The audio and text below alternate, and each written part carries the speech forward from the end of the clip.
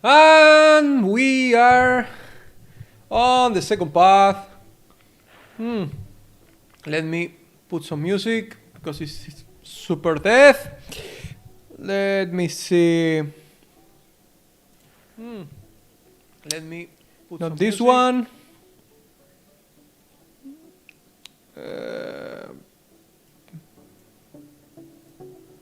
Maybe risk this.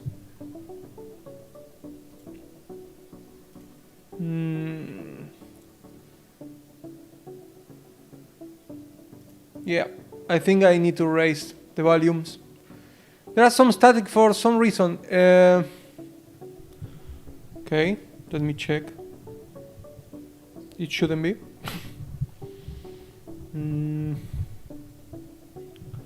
Let me check the static. One moment.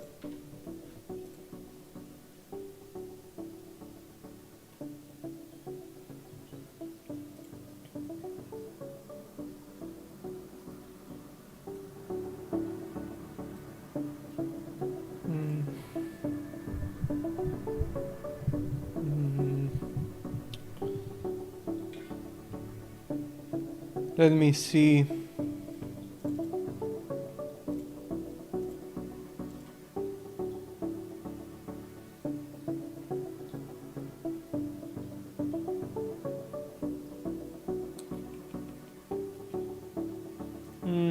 I think I know what it is.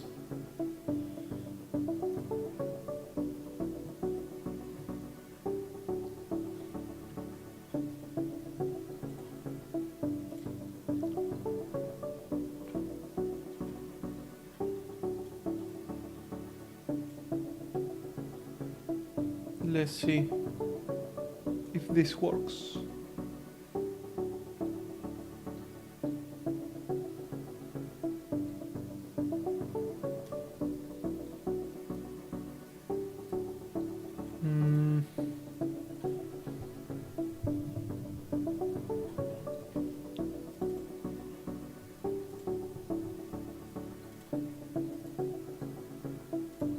Yeah, there's some static, but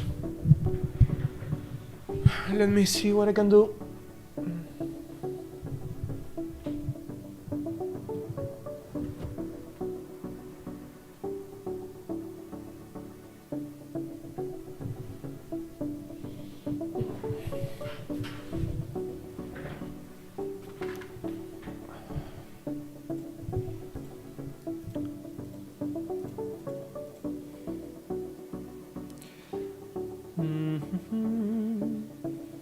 I know that there is some filters I can put here on OBS to reduce the noise. Let me see, filters. Okay, I found one. Noise gate. Okay.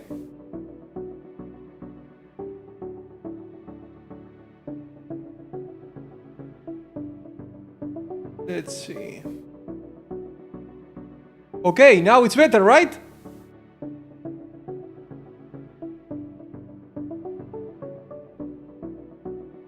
Yeah, I know. Unfortunate. Let me see if I can adjust the threshold.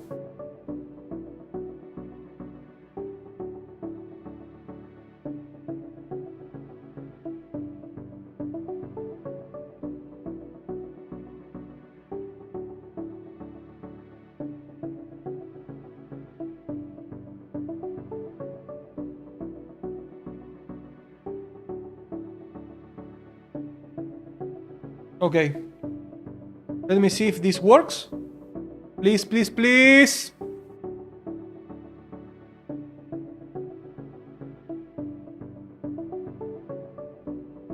Ah. I'm so fucking good. Second time streaming. And I'm ready solving this shit. Perfect. The Fox 21, thank you for coming, man. How are you?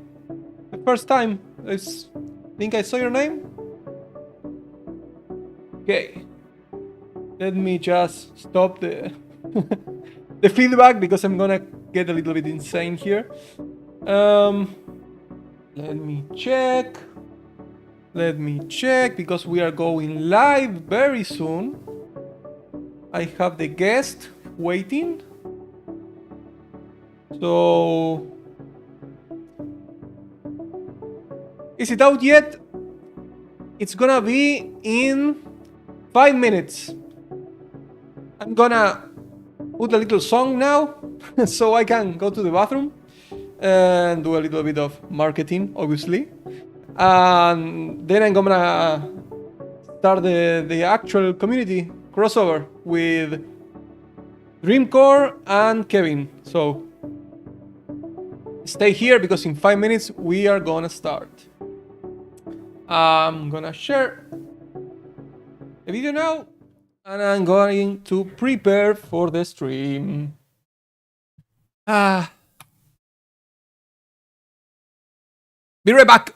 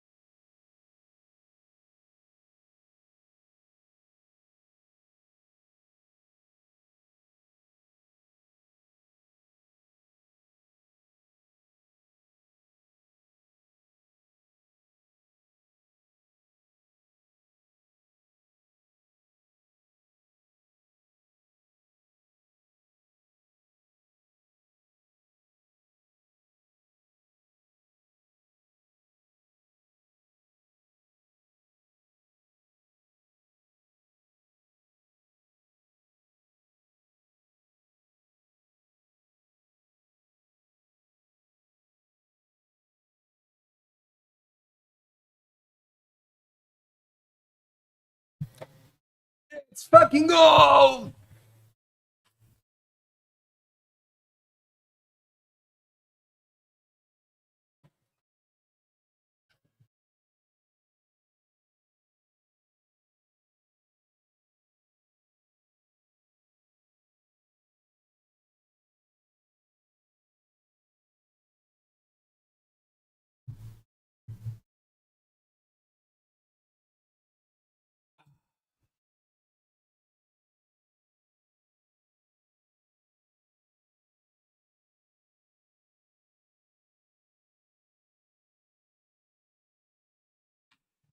Okay.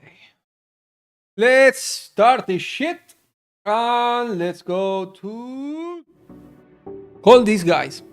But first, I need to adjust the YouTube comment section because you are not going to show up. So let me adjust this and I'm gonna call the guys. Okay. Calling in 1 minute. And now let me fix this shit.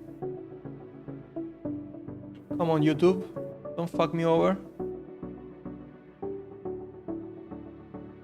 Okay, we have one guy ready. Now.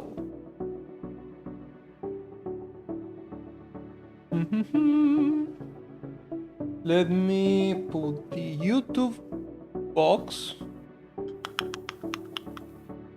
I need to put this thing. Okay. Need to move it.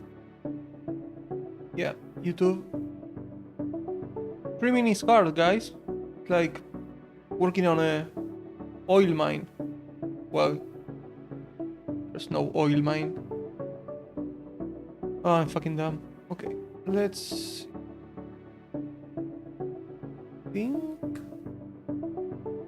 Correct. Let me see.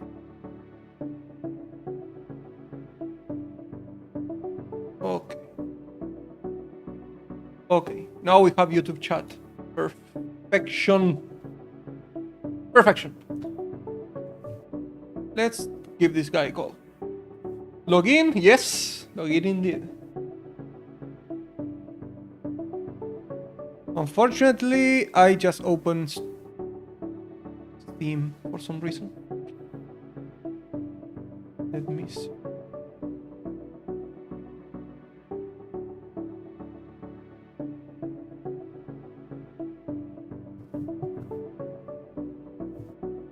Hello, hello. What's up, dude? Let me...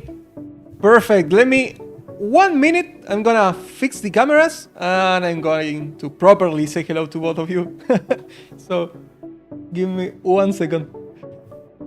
Let me see. I need to... Who's gonna go first? Let me see. Okay. We have Kevin over here. Let me put him right here. Such a handsome dude. Let me... Do you think that that's fine? Perfect. And the next one. I'm going to move here. This is all live. This is designing things live. This is a mess, but we're gonna work it out. Yes. Yeah. Discord and inputs from camera and audio are a fucking mess always. And for...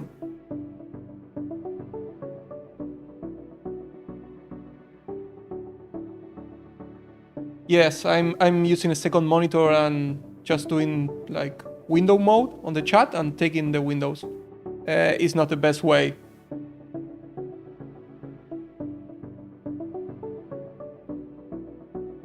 Oh, okay.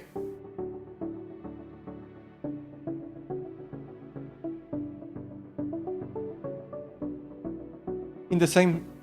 Okay, perfect.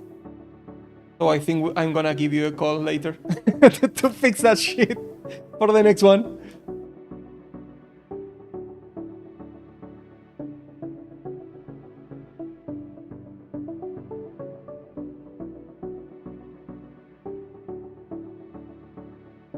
Yeah, I'm not a genius in anything, so I'm gonna try my best. Okay, I think this is the second one. So let me see. I'm centered here. Okay. I think that this is good enough. Okay? Perfect. So I'm gonna move this thing here. Hopefully nothing breaks. I think it's fine. And let me see if I put this thing here. We can actually start this thing, which will be perfect. Oh, okay, I lost you. Okay, now you're back. This is a trial and error. Sorry, guys. I'm gonna move you again to the second monitor. I don't wanna lose you again. Okay, first thing, thank you guys both for coming. Honestly, Kevin, thank you for coming here. Drinkor, he's a Spanish-speaking YouTuber and streamer, so the fact that he actually make an effort to came here and talk in English, it means a lot to me. So thank you, Kevin.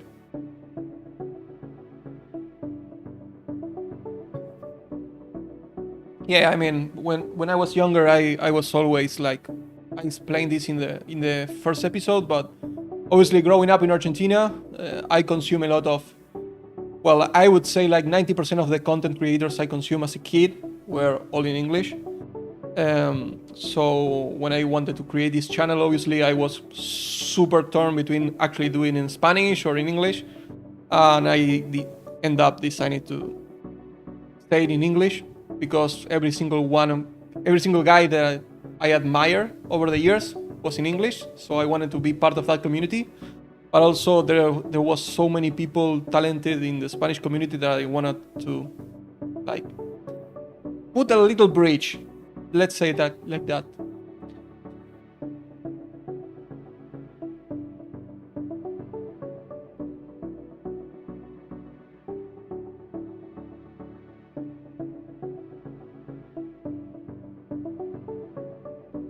Yeah.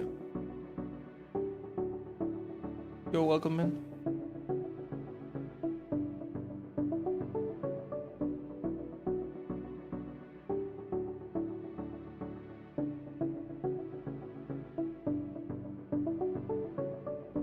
Oh. It's a gravitational thing, right? People gravitate towards those kind of streamers generally and content creators, but that doesn't mean that there aren't, other creators in other spheres that make really good content. So it's a good initiative for sure. Yeah. I mean, if you speak Spanish, obviously you will probably speak some English. If you speak French, you obviously speak some English. The same for any other language. Come on, like English is the main speaking language in the world outside of obviously China or Indian. There are many people there, but obviously English-speaking communities are gonna like take people from every single community, basically. So it's like the boiling pot of every single one of them. So let me introduce you guys for the people here watching, and obviously probably the people watching the video when I post it on YouTube, because I'm not a streamer. I only do YouTube until Path of Exile 2 releases. Then I'm going full neckbeard on the streaming side. I obviously done my OT hours, so I have like a month on the office. I have a month of the office off, so I'm gonna no life this game. So from my right side of the screen comes a guy who saw the imminent release of Path of Exile 2 and said, okay, now it's my time. The mechanical savant who provided a masterclass in game interactions with over 231 videos in a single year. Holy fucking shit. It is said that Mark II obviously wanted to cheat during an exam, he will have a picture of our guest under his sleeves. Give a warm welcome to the man, Dreamcore. Happy to have you, man. That is just an incredible intro. You know, that's how long did you spend writing that one out? 10 minutes with a lot of stress inside my heart. My God. Okay, yeah. Don't Great, worry. I'm good. I'm happy to be on here. It's going to be a fun discussion, and yeah, that was a great intro. Thank you, man. So, the other person here at my left. So, obviously, I'm reading this because on the fly it's gonna be a nightmare. So, the man who shut down a woman who called from the bank because he was too busy working, or that is what he said to her. In reality, he was farming Greater Wraith in Diablo 3. But even though he started his content creation career playing Diablo over 6 years ago, he finally found the superior game and promised successor to Diablo 2, Path of Exile. For the last 4 years, he has pumped thousands of guides to league mechanics and every currency strat there is for the Spanish-speaking community. So here we have Sneak Master, also known as Kevin. Thank you for coming, brother. Thank you for the invitation and nice research. I didn't expect that you see that clip from 100 years ago, but thanks again for the invitation. It was a fun clip. I'm doing like a little bit of investigation. Like, have you ever seen the Nardwal videos? The guy that interviews like rappers, something like that. He comes with some weird question about their childhood, and the guys are like, "What the fuck, man? Where did you get that information?" It's super fun. Okay. Do you know what we are going to actually talk today? No. No. Perfect. Because the last time I have Croxy and I have Try, and they came here expecting to talk about Path of Exile 2, and I surprised them by talking about probably everything outside of Path of Exile. This is not going to be the case for you guys. I have a lot of Path of Exile discussion here, and obviously I'm improving every single time since the first episode. So this time it's gonna be less on wheels. We are going to go whatever you guys feel comfortable talking about. Okay? So I'm just going to ask you, Drinkor, a question, so we can start this thing off. So is it okay if I call you Drinkor, or you prefer Dream or any other? Yeah, anything like that's fine. Yeah, Dreamcore is fine. Okay. And Kevin, I'm gonna Kevin just call you Kevin, right? Kevin is fine. Yes. On that topic, Sync Master was taken by any chance? That you needed to do like 20 years ago when I created my first account in a game called Mo Online. Shit! I tried a lot of cool names like Shadow or like Hellborn or like Ninja 666. Yeah, or the something cringy like that. names from 15-year-old. Obviously. All were taken, and I'll start to seeing things around the PC and taking a lot of brands and changing letters. And Sync Master is a brand of a monitor. Right. And it was taken. So nobody was dumb enough to try to invert the name, and Sneak Master was the first try and went okay for the game, and I used that nickname a lot in a lot of games. My monitor is actually a Samsung Sync Master, so there we go. That's it. So this conversation was coming from years, like this Years ago, was going yeah. to happen. When I start to making videos and start to streaming, some friends told me that change that name for a very marketable name. Okay. But I didn't like it because I feel that the Kevin 20 years ago it's that essence of me trying to do games and videos and guides and all that. When the first time I search for a job, I have to change my Gmail, no, my Hotmail, and I have a dumb name in my in my Hotmail. And at that point, I feel that something changed in my life. That I'm not more a child. I'm not more a young man. I'm something more serious. That same feeling come to me when they told me change your name for something more that could sell better. And I didn't like it, the idea. I know it's difficult to pronounce and not very good for sale, for marketing in general, but I keep it. If you can call me Sneak Master, nice. If you prefer Kevin, it's fine. But it's that why I didn't change the name, and it's why it's weird. It's a weird name. Is it possible that everything you just said was a lie and you just want to get like a sponsor from the monitor company and you don't want to get sued? Samsung, call me please. Send me one more monitor, please. Okay. So I'm gonna going back to the Moon line that you just spit it out, because I was like a super hardcore Moon player. I had my own server, so I'm gonna go back to that one. Obviously legal. All legal, of course. Sure, of course. So, Dreamcore, I've been thinking lately on why Path of Exile 2 got delayed. For one reason that could be that they didn't have enough money and resources to fund the development of it. So my question is, why didn't you buy the Necropolis supporter pack? Because Necropolis was terrible. So I've got a bit of a thing with supporter packs. I know that some people like to take a look at the supporter packs when they are first released and they just buy them based on like the supporter pack, which I don't really have a problem with that, because obviously you're buying the pack based on its own merit, right? Like you see some nice MTX, you buy it because it's nice MTX. But the way I like to deal with supporter packs, because the game's free, is I basically treat it as if it was a purchase of the game.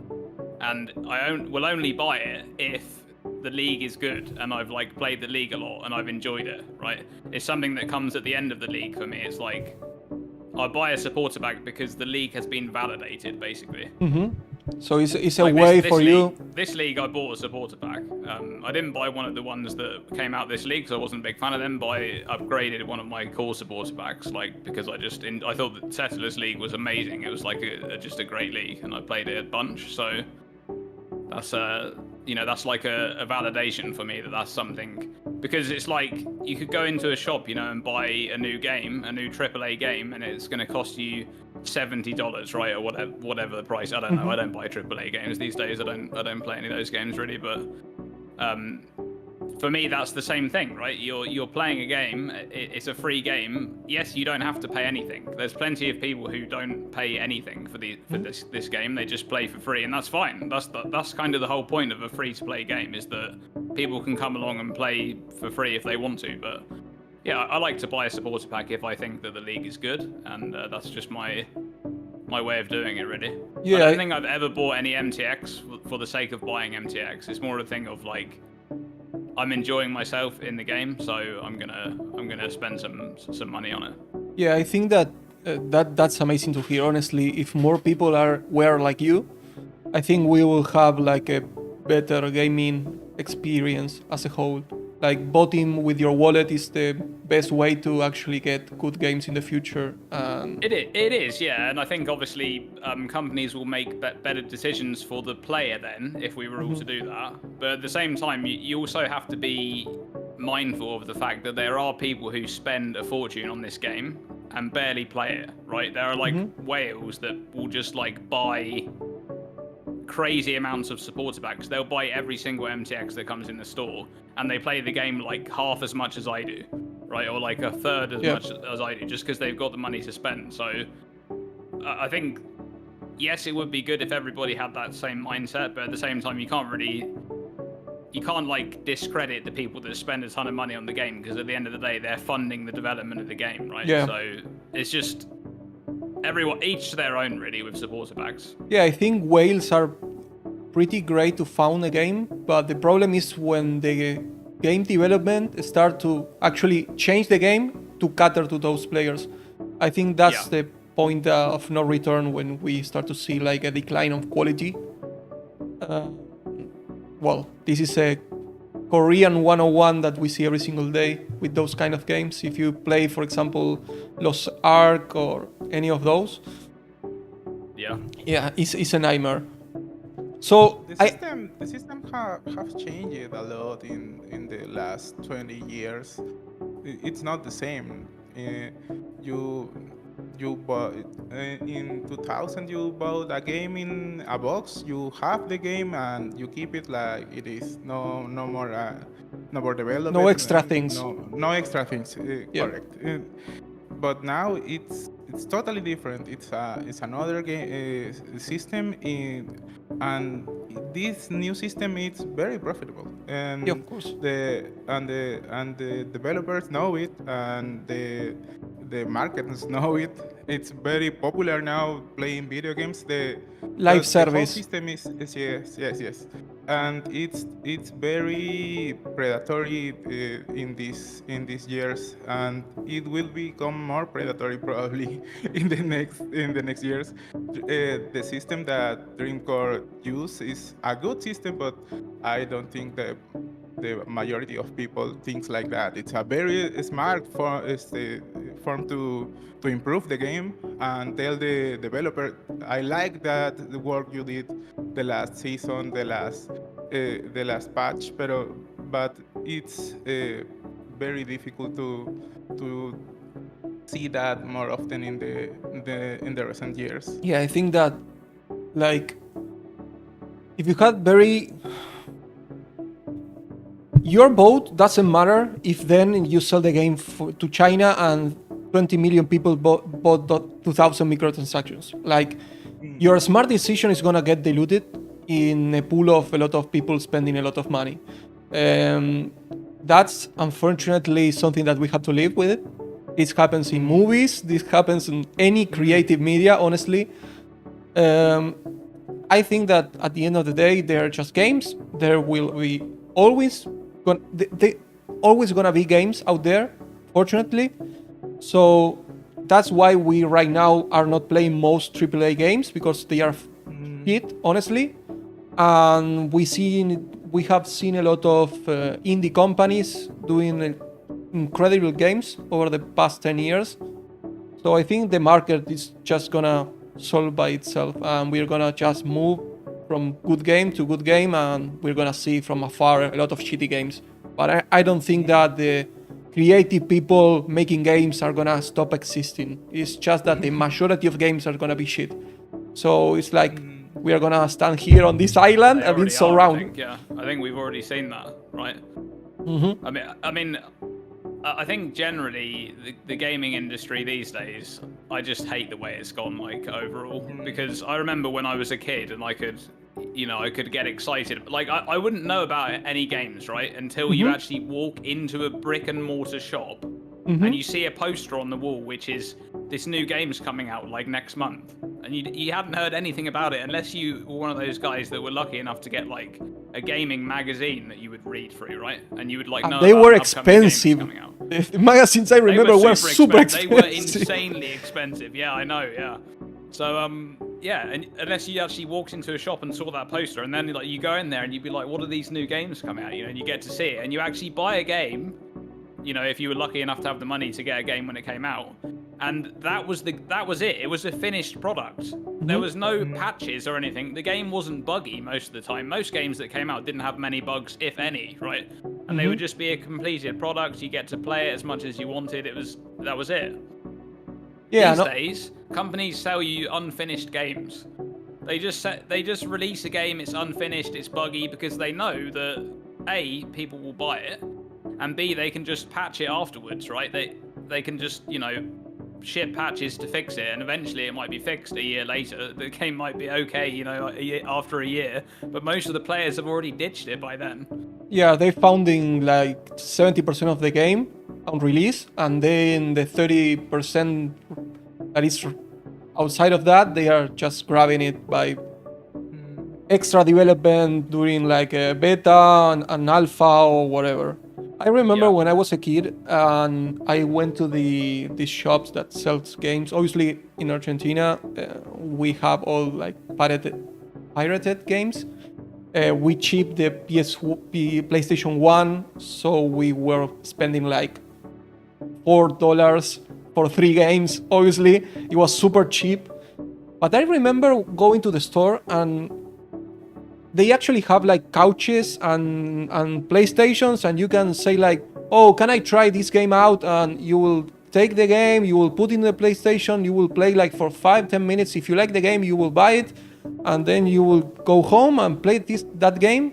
And obviously the experience was quite different. You didn't expect the game to last you months. If you have like a good afternoon playing a game, or at least a weekend, that was enough for most people. I don't know. I think the whole experience was quite different. Obviously, I wasn't the one paying for the game. It was my father. So it was like extra good on my part. But yeah, times have changed a lot. And I think we have to be very grateful to have a game like Path of Exile that me personally, I've been playing for 8 years. And I have spent money on Path of Exile. I think I didn't spend much money on any game. I think that every single game that comes out, like $60, $70, even $100 right now, here I live in Spain, so here is in euros, is super expensive. But for example, for Path of Exile, which is free, I've spent more than 400 euros so far, and I have no complaints. I would spend that money again because the amount of value that I get for that money is fucking insane. And the developers really care for the game, and I'm all aboard to support that game. Yeah, couldn't agree more myself. It's difficult to have one system in all these games. You have Blizzard games that you can buy the game. It's pay to play, but in the time the games become pay to play, but they sell you microtransactions, and they sell you the membership that you have to pay month after month after month in WoW. That system is crazy to me, and no other game besides WoW, I think, can came now and tell, I'm gonna sell you the game, I'm gonna sell you the membership, and I'm gonna sell you the expansion, and I'm gonna sell you the microtransactions, yeah, and the community will be fine with that. It's crazy for me, and for any other game, it works. And some other companies see that and tell themselves, I guess, how do I get that part of the cake too? It's a lot of money. And then we have Chris and GGG, and they have this idea. I want a game that it's free, but we can sell you microtransactions. Some of them are bouts and the chest extra, and another are the skins, but it's not that heavy. Last Epoch have the system of pay to play that it's older. It's an older system nowadays. And it feels weird. My chat in the live streams when I started playing Last Epoch, they told me it's free. It's a free game. No, you have to pay it for the game before.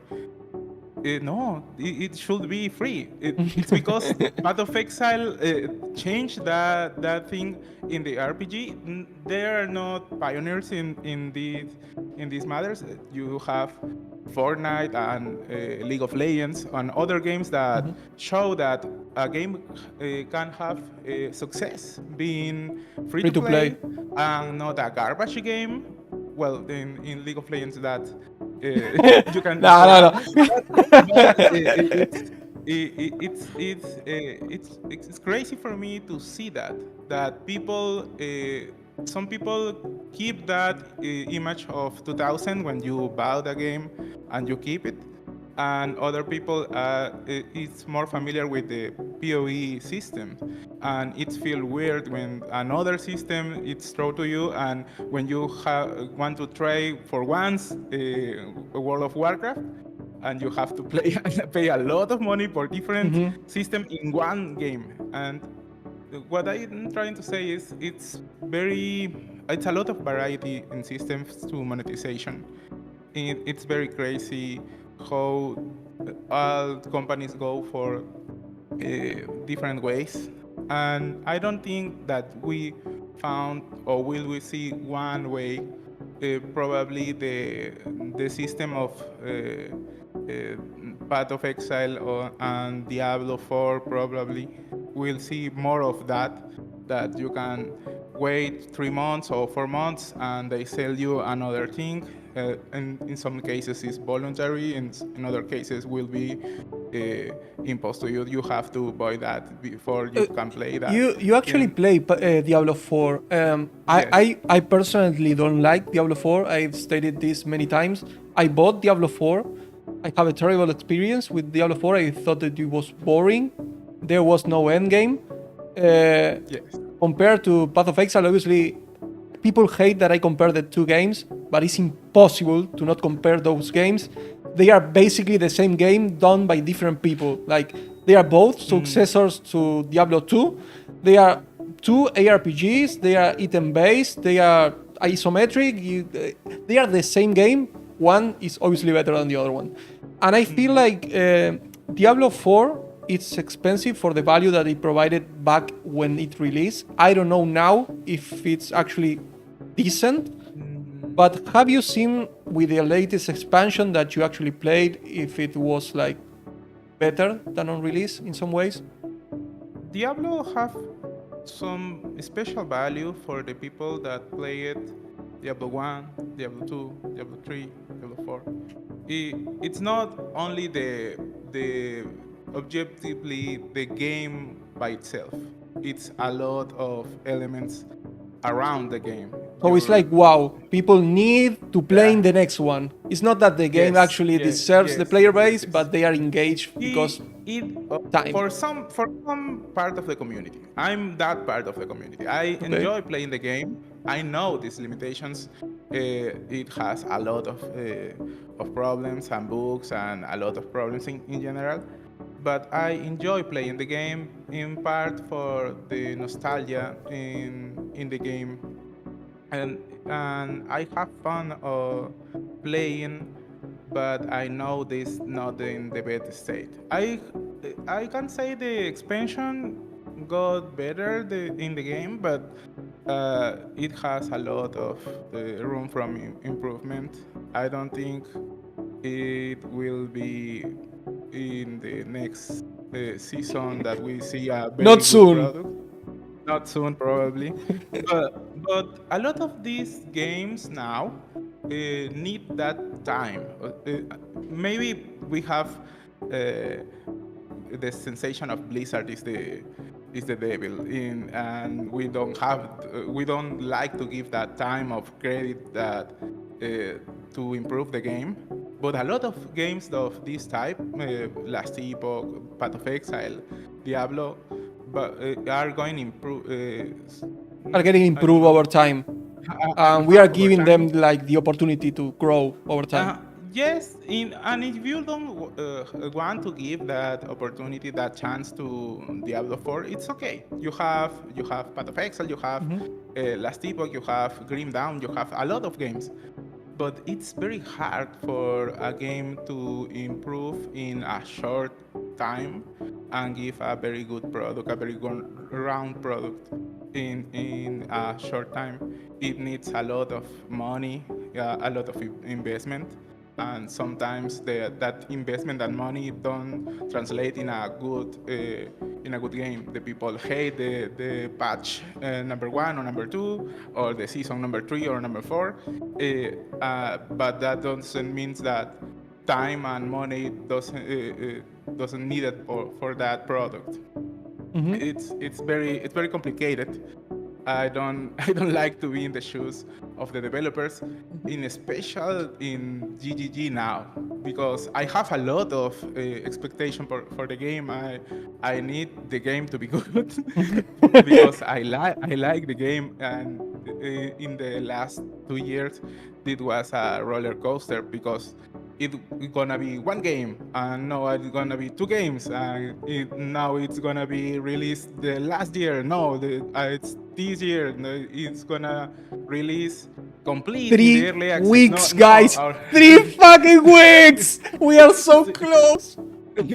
and no, it's just through 3 acts, I think. And that information just came like 2 weeks ago, I think. I was reading that on Twitter. I think I think that a lot of people think that because it's gonna be 3 acts, it's like gonna stop in the middle of the progression. Well, we don't know if it's 3 acts, right? That's not confirmed. Really? No, It is not? Listen, it was leaked by okay. you know, the leaker over there, Trevor Gaiman, is the guy that is like the fool guy, right? You know, Okay. the mobile fool guy. Yep. That's the guy. Yeah. That's the same guy that also leaked like the original month that the game was going to be released, which was November, which was correct. So he leaked that correctly back in July or whenever that was, right? He leaked that. He basically just casually said it in an interview. He was like, you know, yeah, it's going to be November or something like that. And that was months before they officially announced it. Okay, he has like a backtrack, but it's And not now- confirmed. And this 3 acts thing came from an interview which was translated on a website. From So we don't know Japan, if we're not sure if it's 100% yet. I mean, I could see it being true, but at the same time, I seem to remember about 5 or 6 months ago, Jonathan said that they were basically done with the acts. I remember that too. I remember it. That's because I said it's a roller coaster because we have some information and then it changed and then it changed again, and it's not bad because it needs time. It's hard to give a good product, and I prefer it comes when it's done and before they bring it faster and in a bad state. That is something that happened. I don't know if you guys know, but I was very hardcore on Guild Wars 1, and when Guild Wars 2 was shit. actually releasing, I was like, Guild Wars 1's like my favorite game. oh shit. Ah. I was doing Jade Quarry like 24/7, just farming to get my Hall of Monuments and get my things in Guild Wars 2. And do you remember the guys who made Guild Wars 2? The catchphrase was when it's ready. Like they posted that every single day. They were cooking for years. And But it was... do you play Guild Wars 2, or was it not really a game for you? No. I play a shitload of Guild Wars 2. Yeah, I was. I played Guild Wars 2 a fair bit, but I haven't played it now since End of Dragons was the last time I played. Oh no, the last time I played was in Fire, the expansion where we get the sniper class for the thief. Path of Fire, yeah. Path of Fire, yeah, that was the last one I played. Deadeye, yeah. Yep. So I played it a little bit longer than you. I played it until End of Dragons, which is not the most recent expansion. The expansion before the most recent one. Is the one with the logo of 2 dragons like swirling in different colors? Yeah. Okay. That one was actually pretty good expansion, honestly. But for me, with Guild Wars 2, it's just like, first of all, the game was never really anything like Guild Wars 1. Let's be real here. Like, it was completely different. It was a successor in story only, like, and like world building. Everything else was different, right? It was a completely different game. I mean, Guild Wars 1 wasn't even really an MMO. It was a It was like the instance based with like instant based dungeon type thing, right? But I still enjoyed Guild Wars 2 for what it was, and I possibly would go back to it at some point. Maybe I just love World versus World. That's like the best thing about Yeah, Guild Wars that 2 was is World versus insane. World.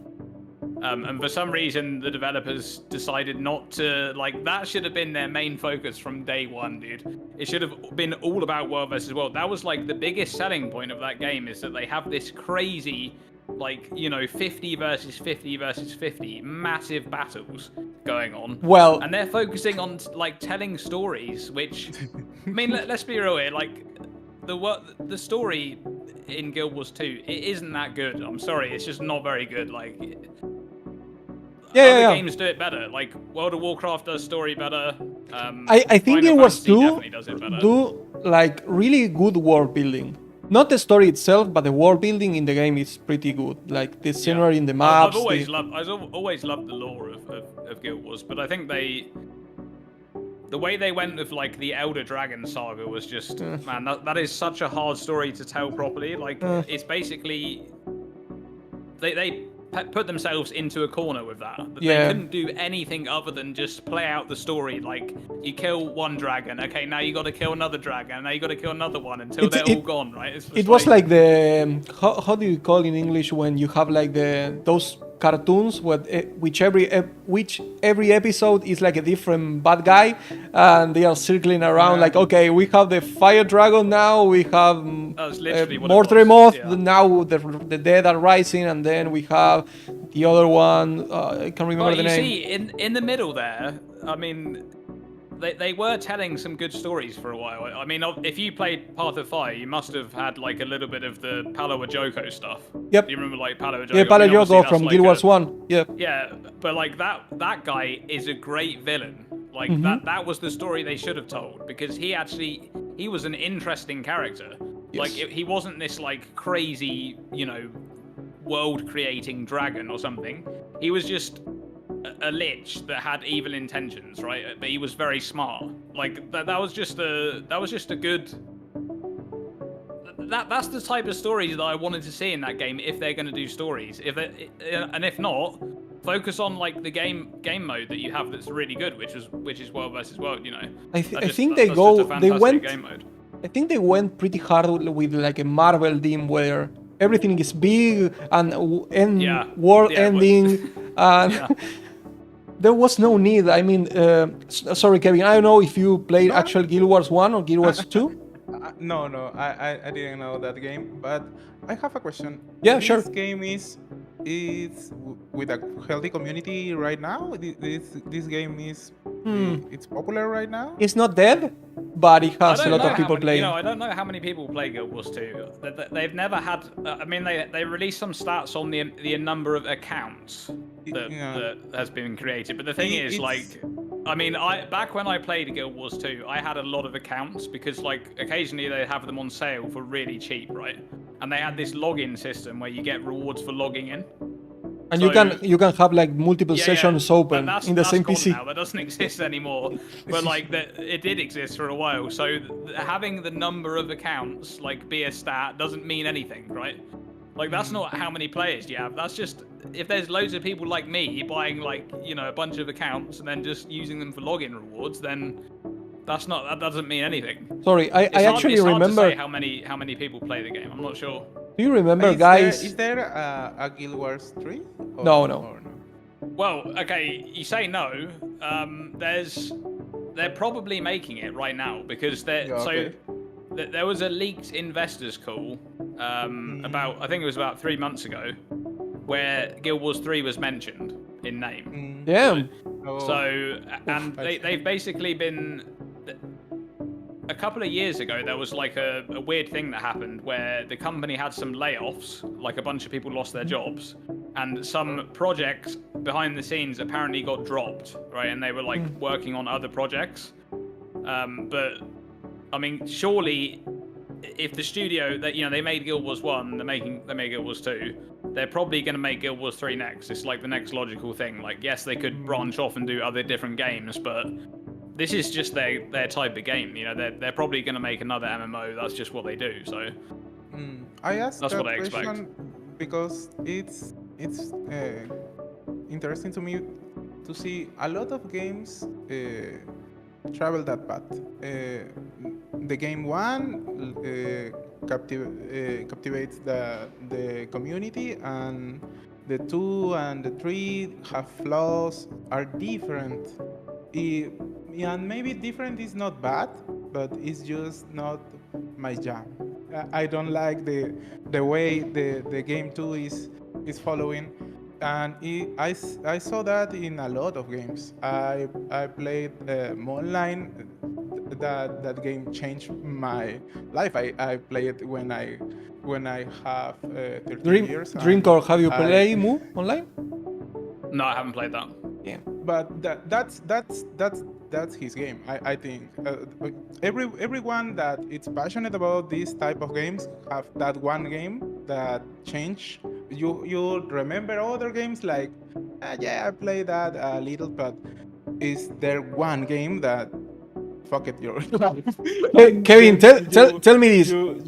You should based- you should remember in Mu Online very fondly every time you use a bless or a soul on your piece of armor. Like that fucking mechanic, it was so incredibly good. I mean, it was a slots machine, but it was a slot machine. Yeah. It works. It works. It was a simple game, but I like it. It could make like 3 years or more. I think, but the game changed. The people that have the wheel of the game took a different path, more pay to win, more pay to win. I didn't like that way, and for me that game dies. That game is not for me. I stopped playing, but it has been like 15 years, and the game, the original game, that the Websen game, that Websen is the company, it's still rocking that game, and a lot of Asian dudes are farming that money. game to no end. And I asked to myself, is the game was bad, or just the game was not for me anymore? I think the reason.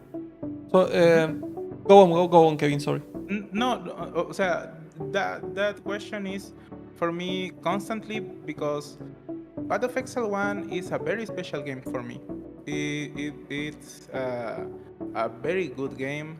I like a lot of elements of that game.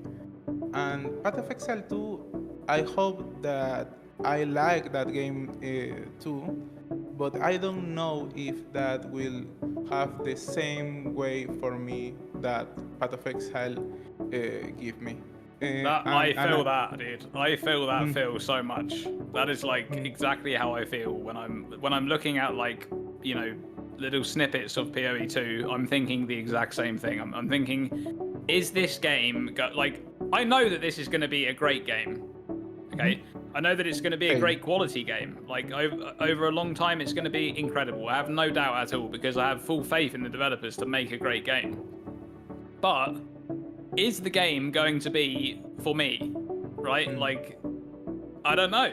I don't know if the game's going to capture me. Because, so Path of Exile 1 is a bit of a weird one for me. This might surprise you guys, but I've never played a different ARPG. Path of Exile 1 is the only ARPG I've ever played, and I've never played different ones since then either. I didn't play D4, haven't played Last Epoch, didn't play any of the old Diablos, right?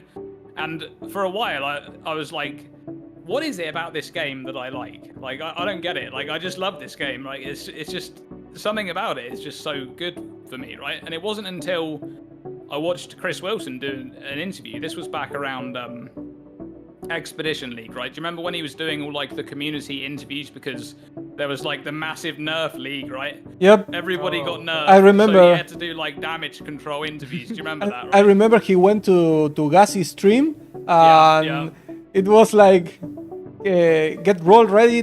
He made a lot of exactly. He done like 5 interviews or something, and it was just like damage control basically. But he done, to be fair, he took a lot of questions and answered them head on. Like, questions which people had serious concerns, right, about the game. Mhm. But even though I do think that looking back at that nerf patch, I'm going on a bit of a tangent here, but yeah, looking back at that nerf patch, it probably was a pretty good move for the game because of what came after. We'll talk about it in a moment. But what I was going to say is, you know, I was struggling with like what is it about this game? Well, it wasn't until Chris said in an interview that Guild Wars 1 is his second favorite game ever, behind Diablo 2, right? And then I started to think a little bit like, actually, there's a lot of things in this game that kind of has elements of Guild Wars 1, like its skill system, its profession design system, like how you combine skills together and how they like create these interactions with each other, right? Which is that's like the thing that I love. You can see it in PoE with like unique items coming together with ascendancies to do like special things, right, that you couldn't do before. And it was the same in Guild Wars 1. You could, you know, you could can be create one anything. class. Yeah, like for example, I mean, Mako, you'd know this. Like, you remember when the Rich List class got added, and then suddenly there were Necromancer Rich List healers, right? Like, because that was just it was just too good. It was so good. Especially Yeah. in PvE, it was too good, right?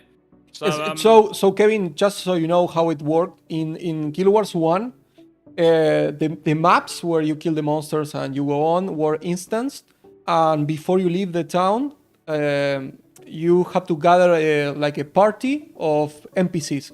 So you will actually build the skills for your NPCs, and then you go out and obviously you kill monsters. But the classes in Guild Wars 1 have a feature which was like the hybrid classes. Like you can be one class and other class, so you can mix and match different skills from two different classes.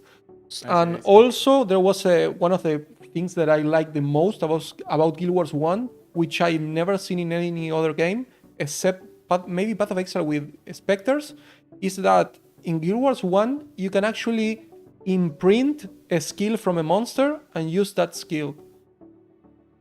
You can go around and capture certain skills from different monsters and make a different build.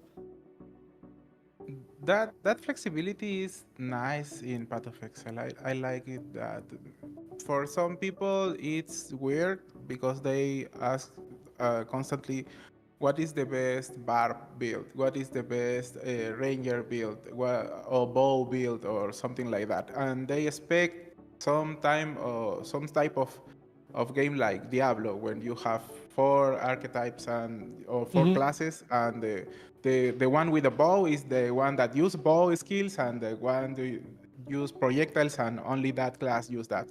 In Path of Exile, you don't care about that, or you care about that late. You can do whatever you want, and it is nice. And it's unique to that game. For some people, it's annoying that there are no difference, and when you are new to the game, it's very confusing that you don't have a line that says this is the bow character, this is the axe character. But for me, it's nice that system. I don't know what attracts me the most of the game. It's a lot of elements. The trade system for me is crucial. I like a lot to accumulate currency and have 2,000 divines and see that in my vault, and nothing more, just jerking off the currency because I like that and not need to. It's part of the game and I liked it. I play it like 8 hours and I feel that I did something, and that means something. In other games, not necessarily you have that feeling. In Mu, you have that feeling. You accumulate blaze and chaos and that type of currency and have value. Yep. And the system of the quite game interesting. was simple and stupid, because you have to go to a spot and kill the same mob 1 and 2 and 3 times, but after 2 hours you feel that you feel that progression in your account, in your character. That's the same feeling that I have in Path of Exile. In other games, that feeling runs away very quick, and after 2 or 3 days you feel that, and I don't know what I'm doing I think in this game. I think that the reason why you feel that way and many other people feel that way, I think is something that Path of Exile 1 succeed most than any other game, is the fact that you have a lot of avenues to actually get rewarded for being smart. So you can be smart with crafting, you can be and not only crafting an item, you can be smart by crafting like jewels, you can be smart by crafting I don't know, a boot with tailwind, elusive, and whatever. And not only that you can even craft cheap things and make a lot of money. Or you can even, I don't know, you are very smart and tweaking the market, so you know what item's gonna rise up in price, go down in price. Maybe you are very smart to farm certain currency doing some league mechanics. I mean, or even you are smart enough to put together a build very cheap and kill a boss very quickly in the league. So there's like a million different ways that the game throw at you like the possibility to earn a lot of money if you are smart enough. And that kind of thing doesn't happen with other games. I feel like, for example, obviously I'm not gonna bash Diablo 4 forever, but just one last thing. I feel like, okay, I'm not gonna say to Diablo 4 because I don't want to be like the Diablo 4 hater, but You can do. Man. I feel the, no, the, no. the Diablo is not going to be better because you. It Don't feels talk cheap. shit about I don't it. want to be that kind of person. It's just that. I know. The Diablo 4 is a simple game if you accept it as it is. Yeah. I know that like it's a problem like with 2 me. days That and have fun and leave it like that. But the Path of Exile, like you said, is have a lot of synergies. You can be the best man, like doing the 10 acts in the start of the league, and that's gonna give you a lot of money just because you hit maps 2 hours before everybody else.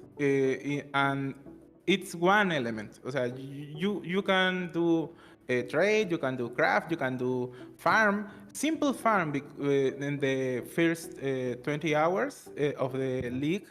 It's crucial to make a lot of currency. I am not very skillful with mechanics or making builds by my own, but I am a tryhard. I played 16 hours the first day, and I know that playing 16 hours the first day and knowing how to hit maps really fast, it's give me my recompensa, my reward. Yeah. my reward, exact.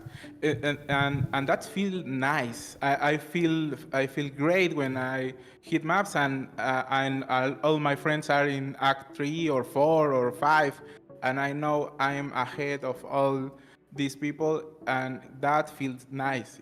And that's one element. There are a lot of elements in crafting, in bossing, in making builds and something like that. Yep. Yeah, I mean, for me, because I play mostly SSF. I barely play trade these days.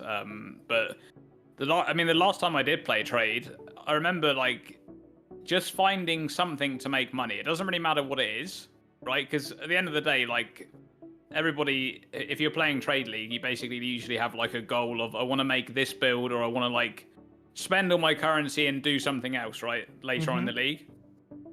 So I remember I just had like an idea in my head that I want to make this build, but I don't have any currency to make it. So I need to like get that currency somehow.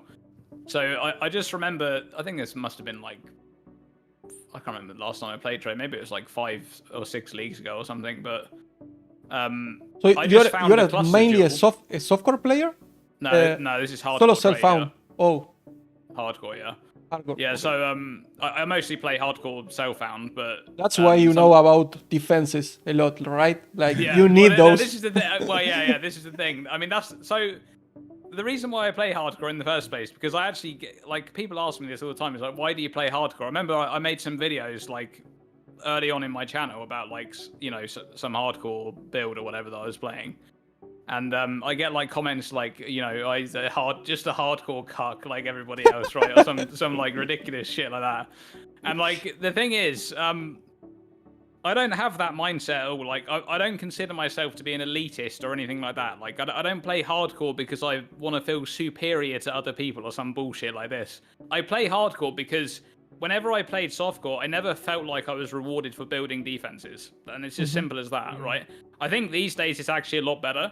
But back then it wasn't, right? Back then it was a case of you can invest into defenses, but it wasn't worth it. It was better to just build more damage.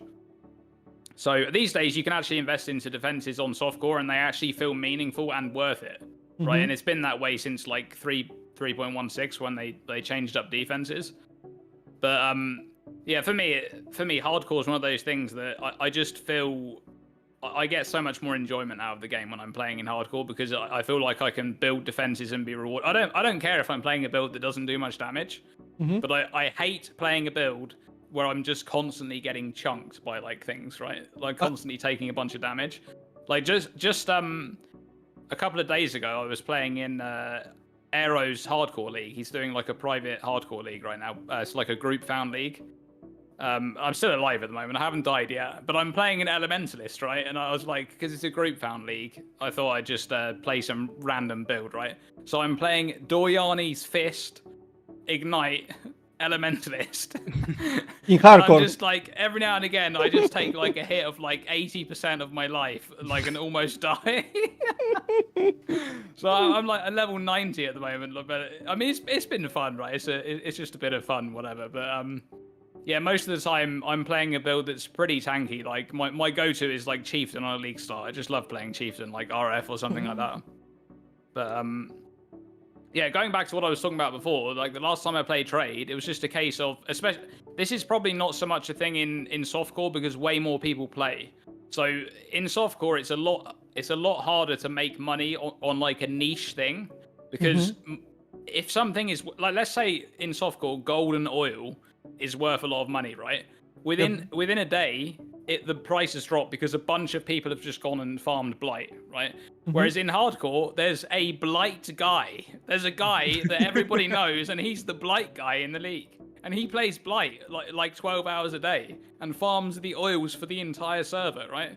Because there's just not many people that play on hardcore Trade. So it's like, I just found a cluster jewel that was, it was worth like, I think this might have even been before Divine and Exalt got switched around. So I think it was like 5-6 Exalts, and I was making it for like half an Exalt just by crafting it, and that's it. I just sold like 10-15 of those, and that was it. I had enough to make my build. So what are the main defenses that people are going for now in hardcore? I remember like when I started playing this game, I think it was the league before Abyss.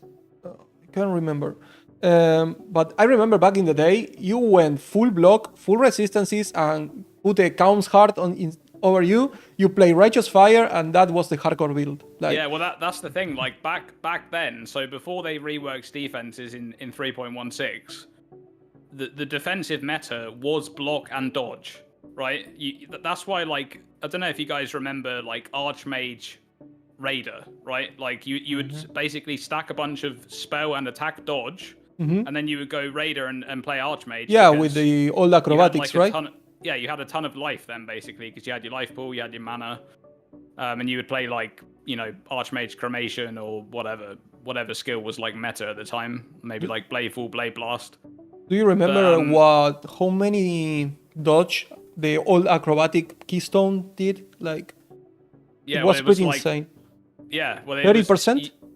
Yeah, something like that. Yeah, you could get up to 75 was the cap, but then you could also increase the cap even further than that with like modifiers. But I mean, these days you can only get to 75 because there's only the Keystone, and they removed all of the maximum dodge modifiers. But yeah, I mean, these days it's defenses are way stronger these days. Like you can build monster characters that just barely take any damage these days. It's crazy.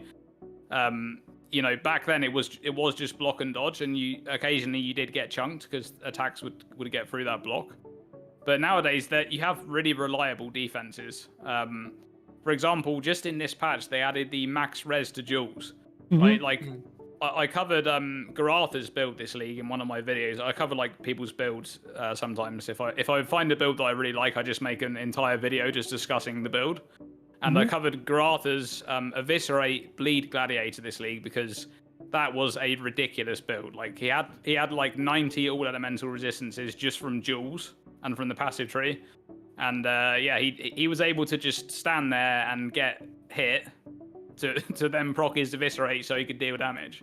Like that was a crazy build. Basically AFK in Simulacrum, like didn't take any damage. They put the maximum resistances on jewels because they took it from somewhere else, if I remember correctly.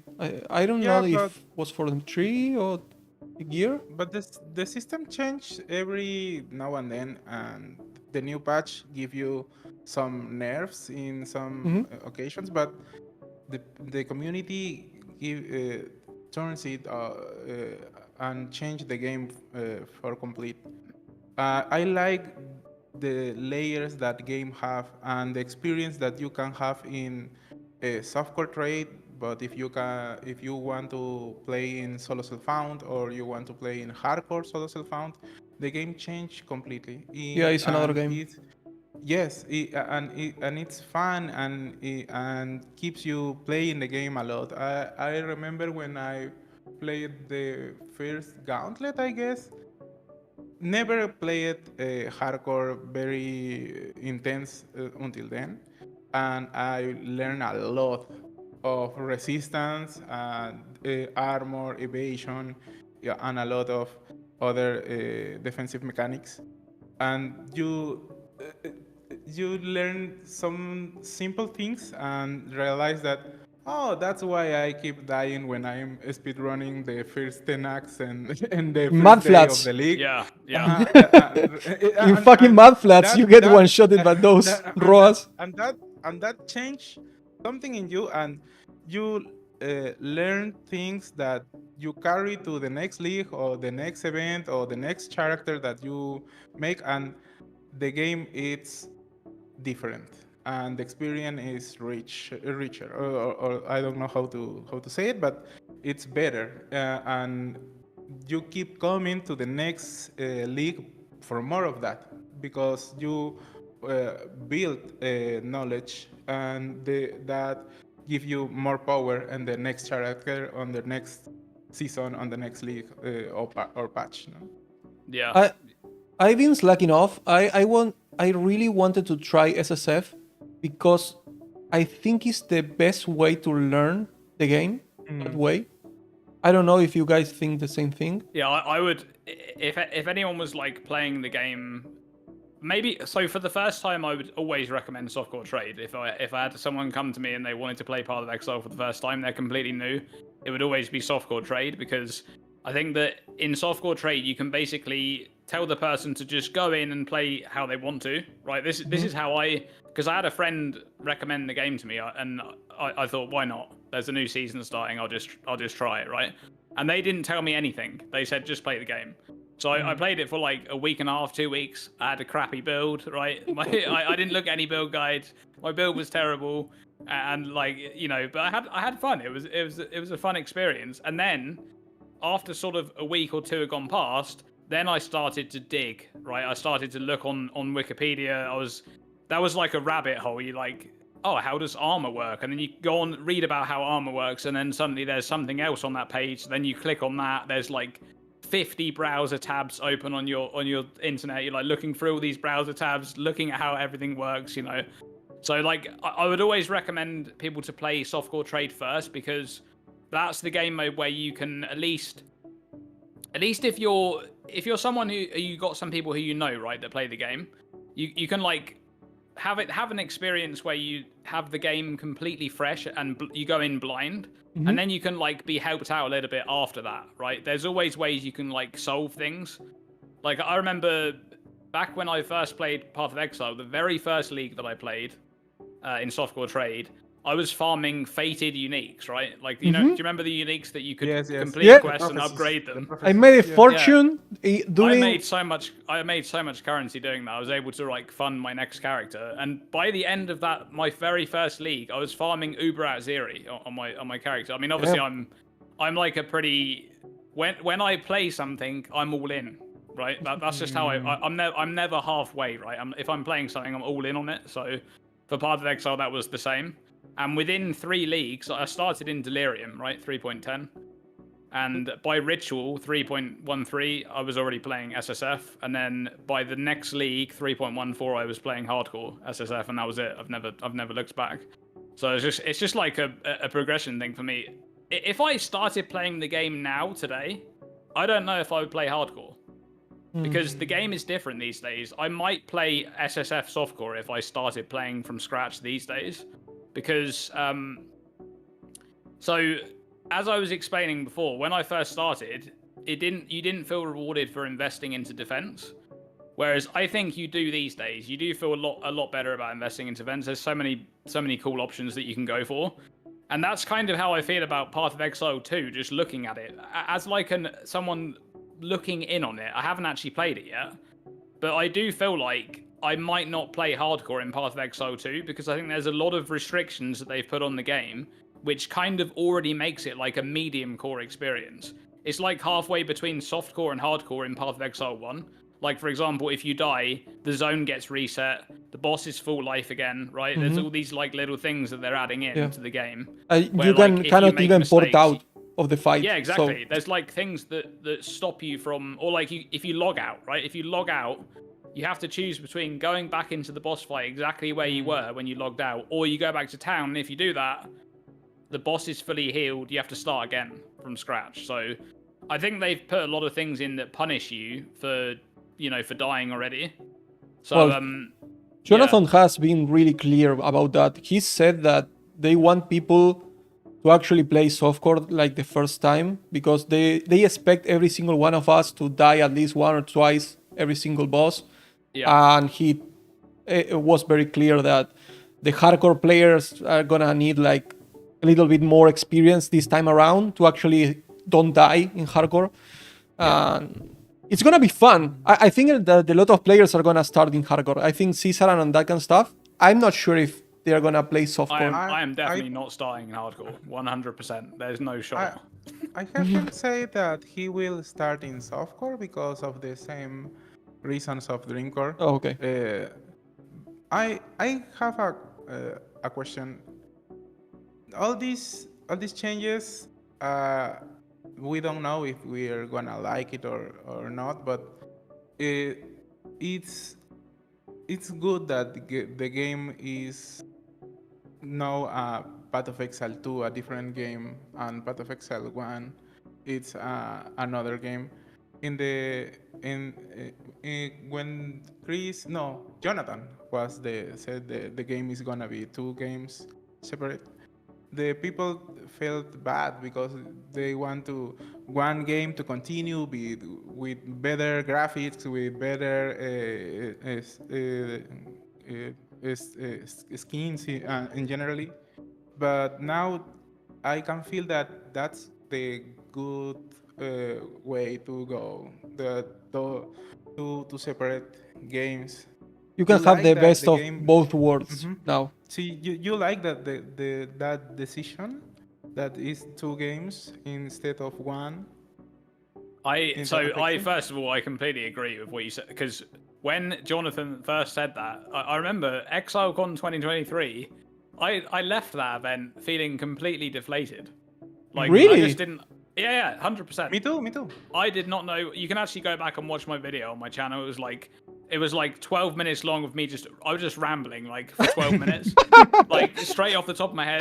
Like I had people like putting comments on older videos like, why are you not making a video about this? Like, why are you not responding and stuff like that, right? So why?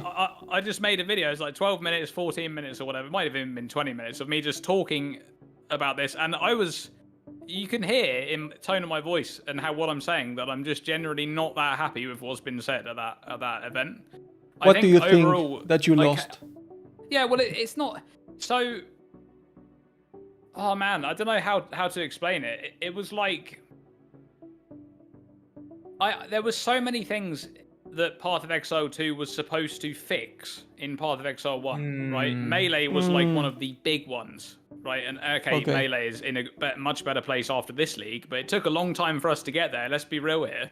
You know, they announced Path of Exile 2 back like the league before I started playing. It was like 3.9, I think, was like around that. ExileCon was when they did it.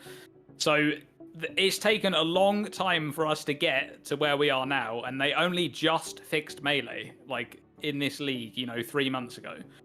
And when I say fixed, they just made it deal more damage. That's all it does. There's no actual fix in terms of because let's be real. When they say they wanted to fix Melee, they weren't talking about the damage. They were talking about like what the playstyle feels like in terms of combat, right? How it Melee feels is not to play. really melee, honestly. There's no melee in Path of Exile. Of course. Yeah. I mean, to be fair, like I don't like strike builds. Strike builds are the only melee in the game, and even those you can make them so they're not melee, right? Like there's that new anoint. I can't remember what it's called. Sione something, right? There's some new anoint that you got. It gives you like ridiculous strike range. And you're not even melee anymore. You're just like standing half a screen away from the enemy that you're hitting. Your weapon's nowhere near them, but it is still hitting them, right?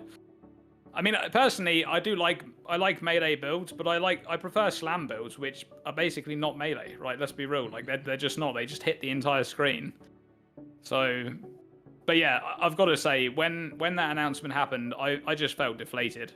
That's just I'm not going to lie that I didn't feel very positive about the future of the game because, from my perspective, the patches for Path of Exile 1 were coming slower and slower. They were sort of hit and miss at that time, right? We had Crucible. I mean, sorry, like I didn't even know what that was, right? I'm not a big fan of Crucible. But there was some great ones there as well. Sanctum was amazing, right? Sanctum was one of my favorite leagues of all time for sure. So it was very hit and miss, like I was saying. So yeah, and back then we were coming from Calandra, from Expedition. It was like a rough time. I think it was one of the worst time in terms of in terms of at least the feeling of the community and the quality of the expansions. At least the quality of life. I remember, well, Calandra, we have all the arch nemesis thing. It was a mess. So I think when Crucible came up, people were like, okay. I think what you felt was basically Path of Exile 2 was gonna be the fix for your already for the game that you already were loving. No?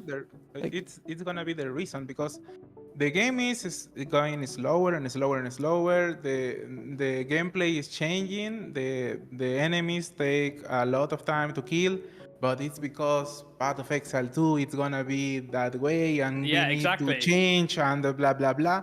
And then Jonathan came and said, here's the biggest example, right? Frozen Legion.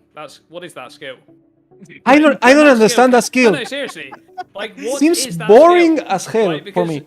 When they added Frozen Legion to the game, me and my friends were in Discord, right? They show it on the live stream, like when it first got announced, and we're like, I mean, that's a Path of Exile 2 skill, right? Yep. Like that's what we said. That's a Path of Exile 2 skill. It makes sense. It makes sense in the context of PoE 2. It was a delayed sweep. PoE 1, right? So that. And there's other skills that are in the game. I can't think of them off the top of my head, but it's just like skills. How is that skill that you charge the ground with mana? And then it blows up? Do you remember the name of that skill? No. You create like squares on the floor? Oh, Rune Surge or something like that, right? Something like that, and then you have like the sphere. Yeah. And there's like the transfigured version which allows you to teleport. Like and they came up with the sphere that you create like the bubble around yourself that it protects you from projectiles or the one that it charges up when you start using like lighting skills, which is basically the Path of Exile 2 skill that creates a storm and you are like floating. It's the same I actually stuff. think most of these skills are probably PoE 2 skills that they like backported. Because now that we're seeing like footage of PoE 2, we see a lot of monsters that have been used in league content from like the last 3, 4, 5 leagues Yeah, Sanctum, saw them first for boss. the first time in PoE 1, right? But yeah, like for example, the candle boss in Sanctum, right? That's in PoE 2.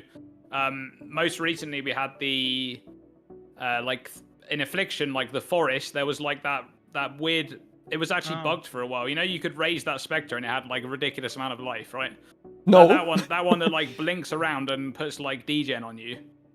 That one, if you watch the mercenary footage, it's there, like jumping around, and the mercenary has to kill it. Like in that footage. That's the one that does the chaos damage on the floor, like the purple one.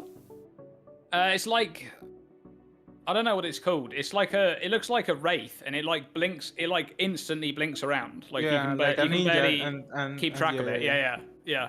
And when Affliction was first launched, there was a bug. Like you could use raised specter on that thing, and then you could desecrate it, and it was like 4 or 5 times the amount of life of the max life corpse in the game, right? And it just insta killed everything. They had to actually hotfix it. They hotfixed it within like 40 minutes.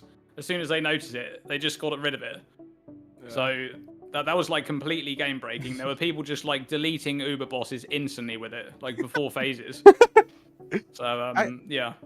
I like that game. In this game that they play the cat and the mouse in the developers and the community. That developers give you some product and they say, "Then you can play that," and the community.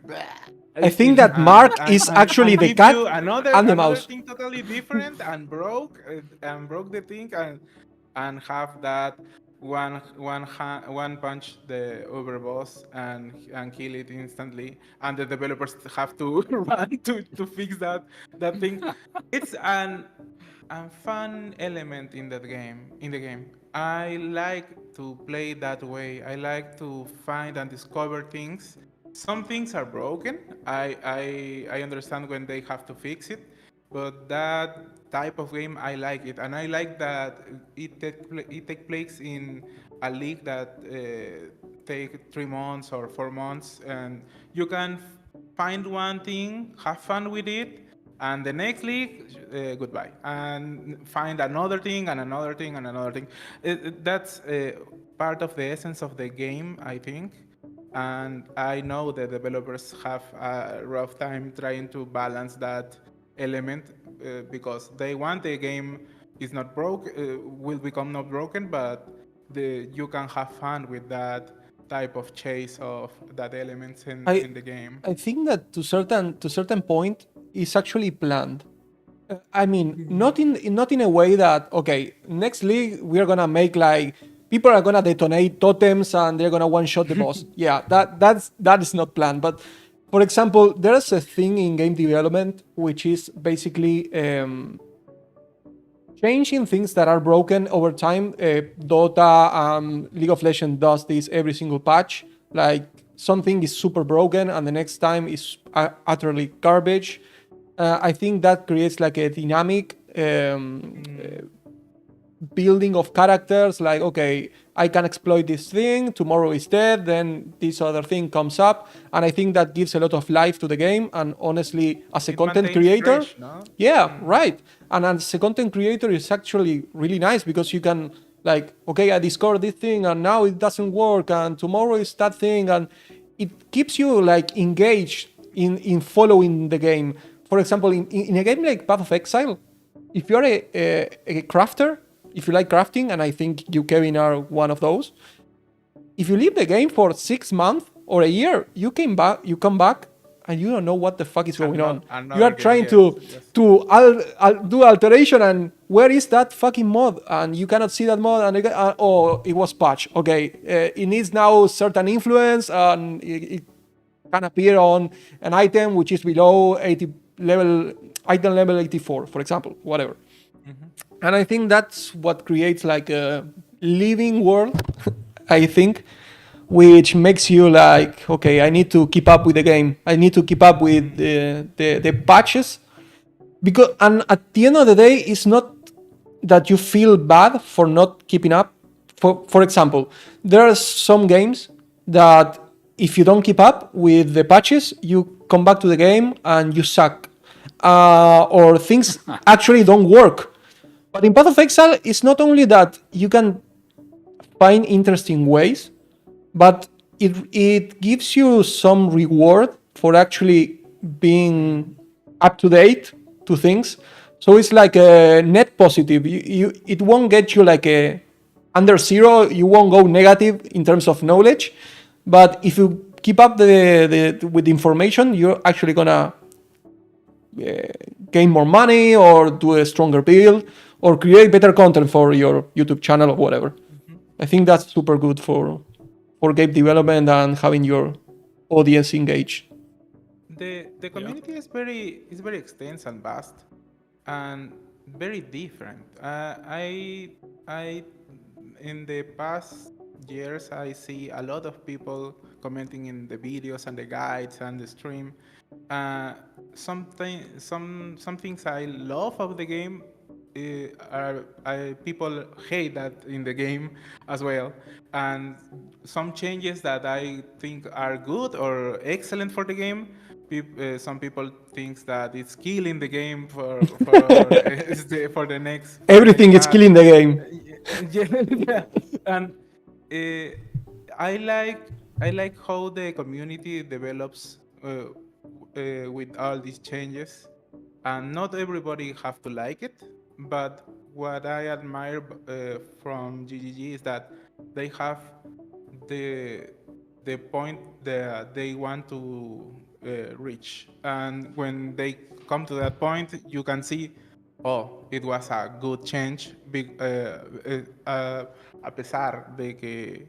Yeah, instead, despite of the fact that in today you don't like the change, but in 1 year you see that the change was good.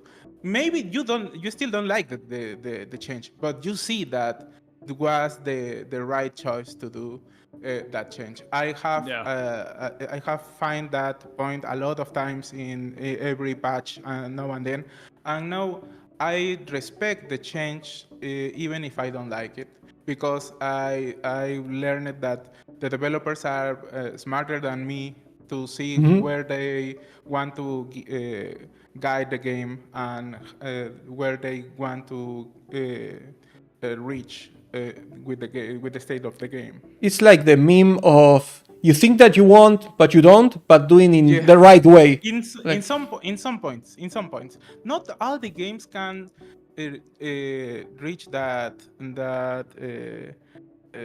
state. A lot of games change things, and the community says how the developer don't see that it's a bad change, and they focus in some trash and the core of the game is not taken care of. What Dreamcore said, no, the Guild Wars 1 have that element that is good, but in Guild Wars 2 they focus on other things, and he can see that, but the developers didn't see that.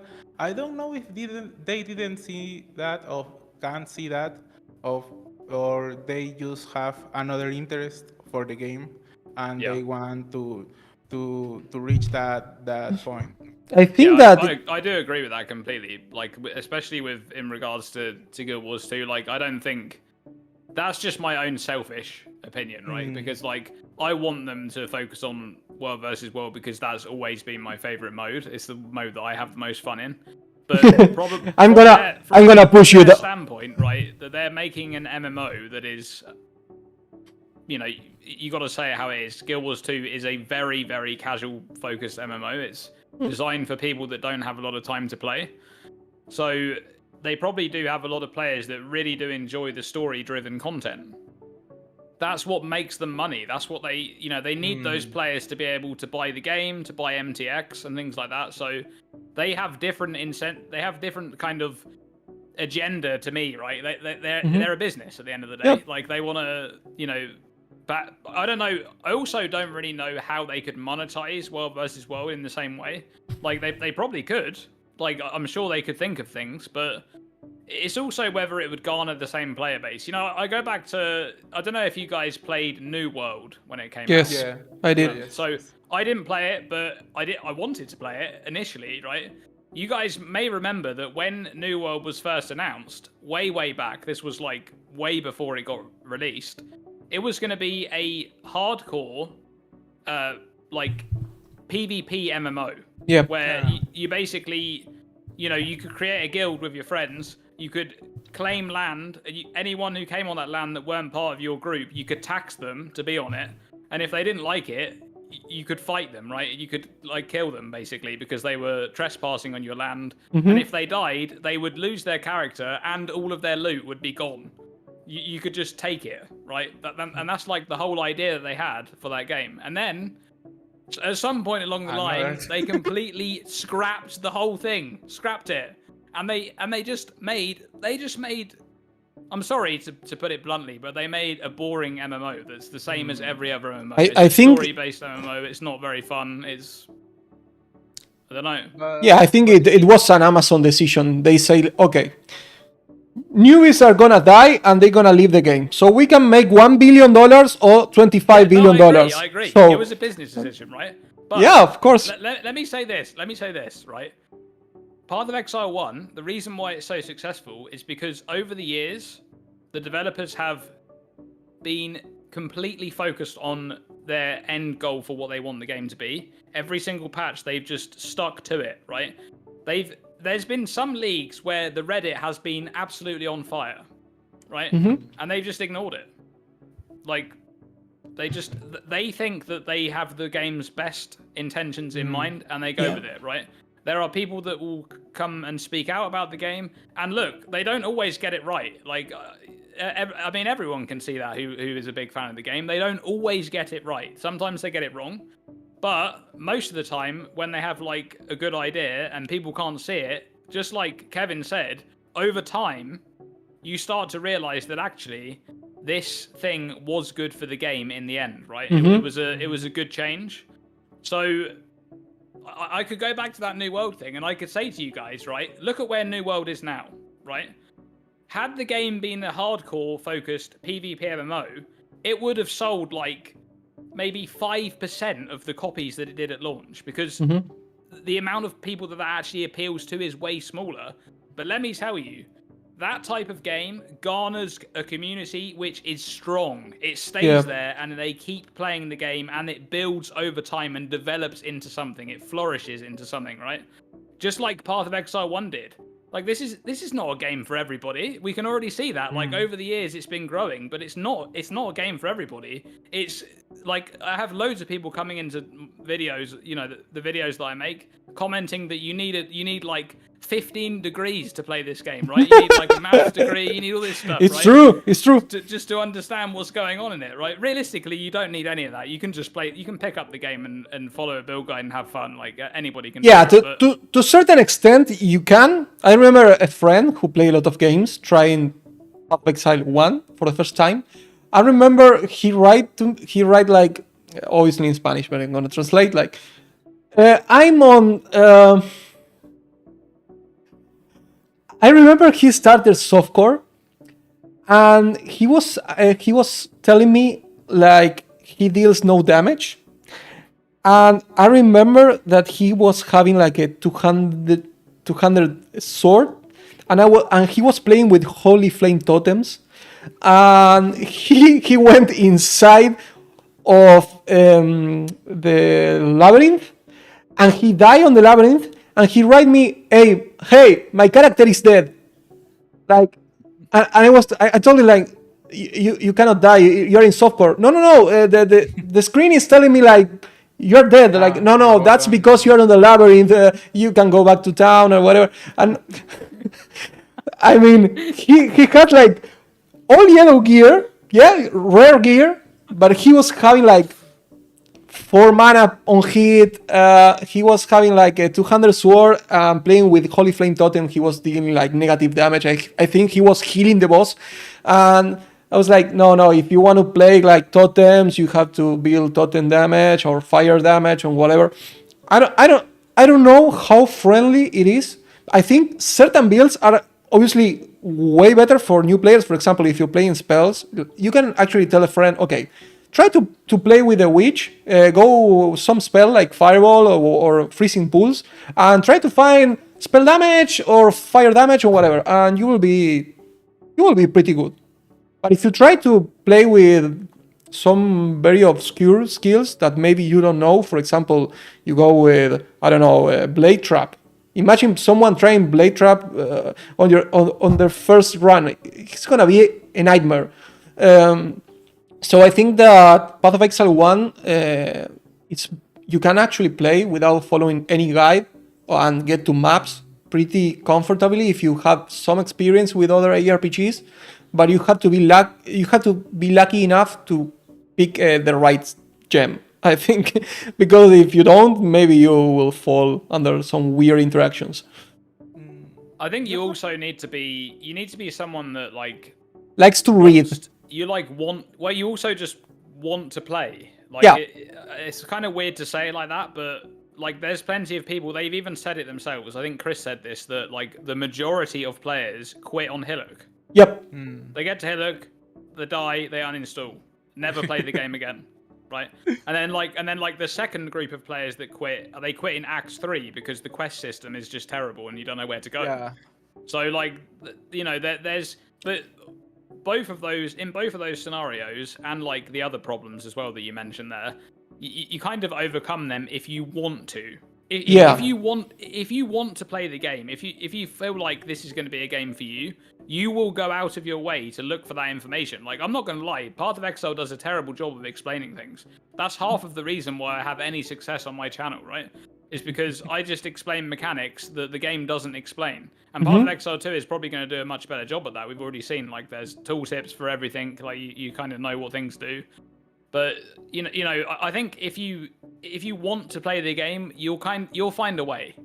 Yeah, that's basically what I'm saying, right? I think it's designing as a filter. I think that it requires some type special of player that do his homework and find answer out of the game. I remember when I played Diablo 2, I played the Act 1, the Act 2, and level up and reach new difficulties. And when I reached the last difficulty, I start to die and die again, die again, and die again, and again. And I tell to myself, this fucking game is not gonna beat me. And I start to researching out of the game, going to the wiki and reading and learning mechanics, and put together some items that I learned in the wiki, and the game become easier. And that sensation feels great. That I achieved something. I beat the game one more time. When the game give me serious shit, I respond with effort. When I start playing Path of Exile, I start playing with that mentality, remembering the Diablo 2 mentality, that in some point I'm gonna start to die and die and die and die and die, and I need to research and learn some mechanics, and I will be better in the game. And that happened. Like me, probably not all the people do that. It's a very small portion of the player base that do that, and other portion of the game struggles in the acts or quit the game or something like that. Now it's easier because you have YouTube, you have Reddit, and other things that you can reach for help. Well, they have you guys with your content, basically. Yeah. But de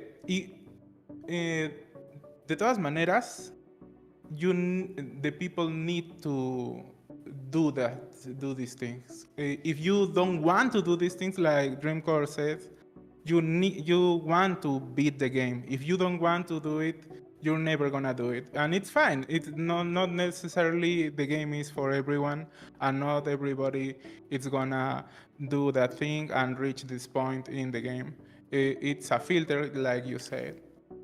I want to go back to this idea of the hard game, the PK, like the player killing, that you talk about in New World, that didn't didn't came out at the end.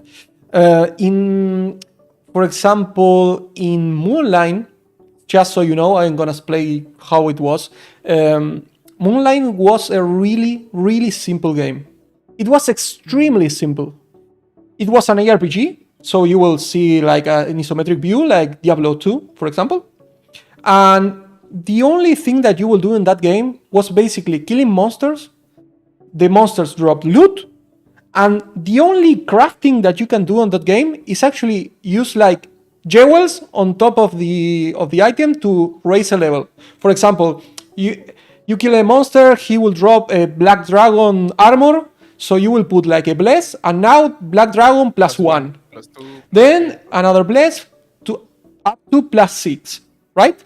And the armor, once it reach like +3, it will change color, like a bluish color, and up to +6, it will have like a small, like a hue, like some aura around it. And then you have to use like soul gem, and that will raise it up to 7, 8, and 9. And that was like the whole progression of gear. You will find better gear, which means like, okay, you have black dragon gear, you have dragon gear, you have phoenix gear, and different kind of gear.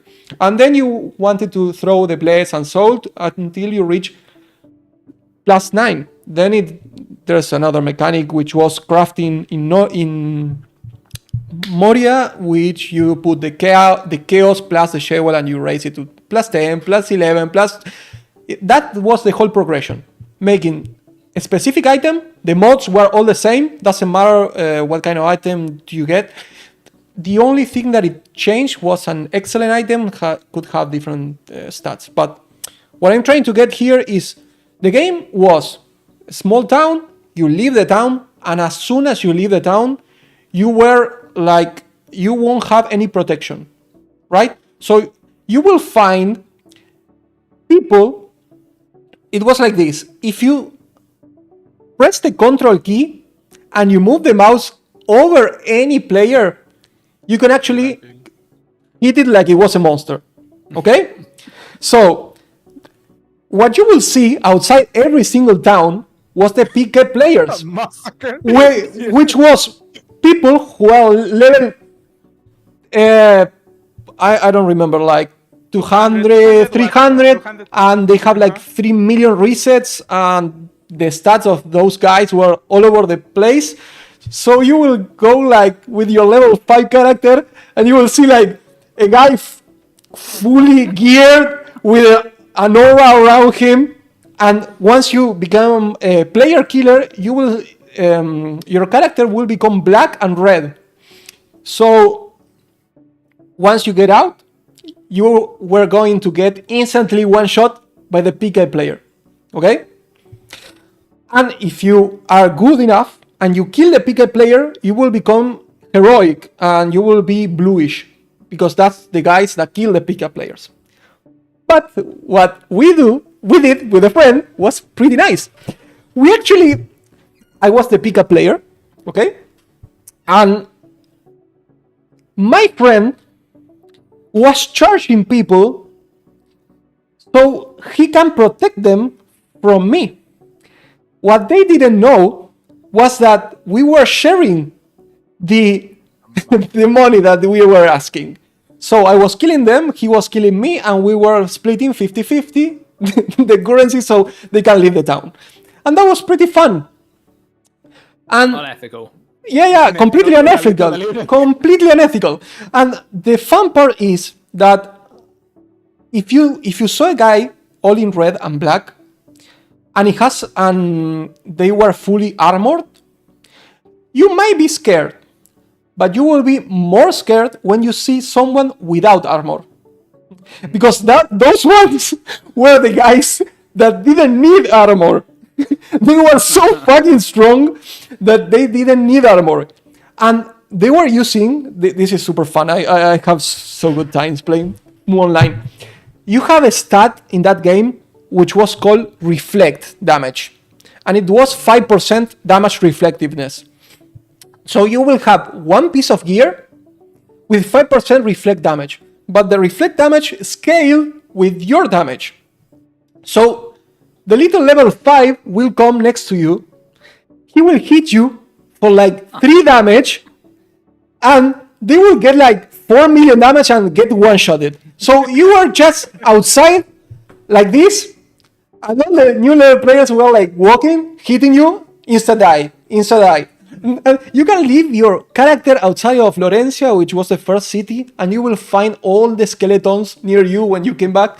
It was super fucking fun, the PK, for me. But if you were the new player, I don't know.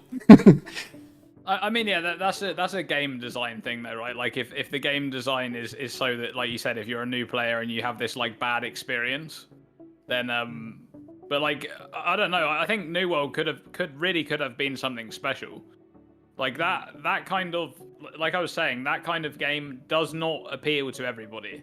Like that's the problem these days, right? The mainstream games, they want to appeal to everybody. They want to do things to please everybody. That's just not how it works. Everybody is different. Everybody likes different things. Kevin said it earlier, right? People play PoE for different reasons, and people look at like a balance change that the developers do, and some people say this is amazing, and other people say this is trash. Like, what is this? Right? So it's just when doing like game design, you can't appeal to everybody. You can't please everybody. So, you know, I understand that they're a massive company and they were going after a giant audience, and that change that they made, going from being this like really specific, you know, hardcore PvP type MMO to like a more generic story-based MMO, which is basically what it ended up being. That was definitely driven monetarily. That was the thing where they're like, we're not going to sell many games. Like we need to appeal to a larger audience. But man, I'm just sad because like New World could have been something so special. I mean, I was so excited for that game when they first announced it as it was, because I thought, man, like this is amazing. You're going to be able to have like a guild with your friends. Like you can control a plot of land. Like this is your land. Your guild owns this land. Like this is your land. Like it's your own space in the game. If anybody comes in here, like they're on your land, you can charge them tax. You know, maybe they join your guild. Perhaps they're like, you know, do you know what I mean? There's like there's cool incentive there. Like this is unexplored territory right now in gaming, and I think the reason why it's unexplored is because, like I said, it's super niche, right? No one's saying this is going to be really popular, but I think that type of game is something, like I said, that it lasts a long time once it's there, if it's done correctly. The people who play it, that begin playing it, they stay there and carry on playing it and keep playing it and keep playing it, and eventually more and more people join as this game's patched over the years, you know, and it like garners a population of players that's just, it becomes something like, it's like a natural growth, you know, rather than just having all of these players buy the game at once. I think Ashes of Creation. Right? I think Ashes of Creations are trying to do this thing. Ashes of Creation have got a lot of good ideas, but I mean, at this point, is the game even real? Yeah, I think that is just a passion project from the... Like, seriously. The guy. Like, until that game actually launches and people are playing it, I don't think it's real, dude. Like, what is happening with that game? Yeah, for me, it's like a cryptocurrency scam until it releases.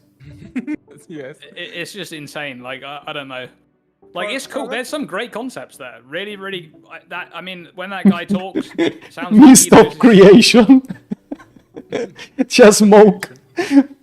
Yeah, I don't know. But for a lot of games, growing is a difficult thing and very challenging thing. Some games start with an idea and passion and develop and grow bigger and bigger and bigger and reach a ceiling.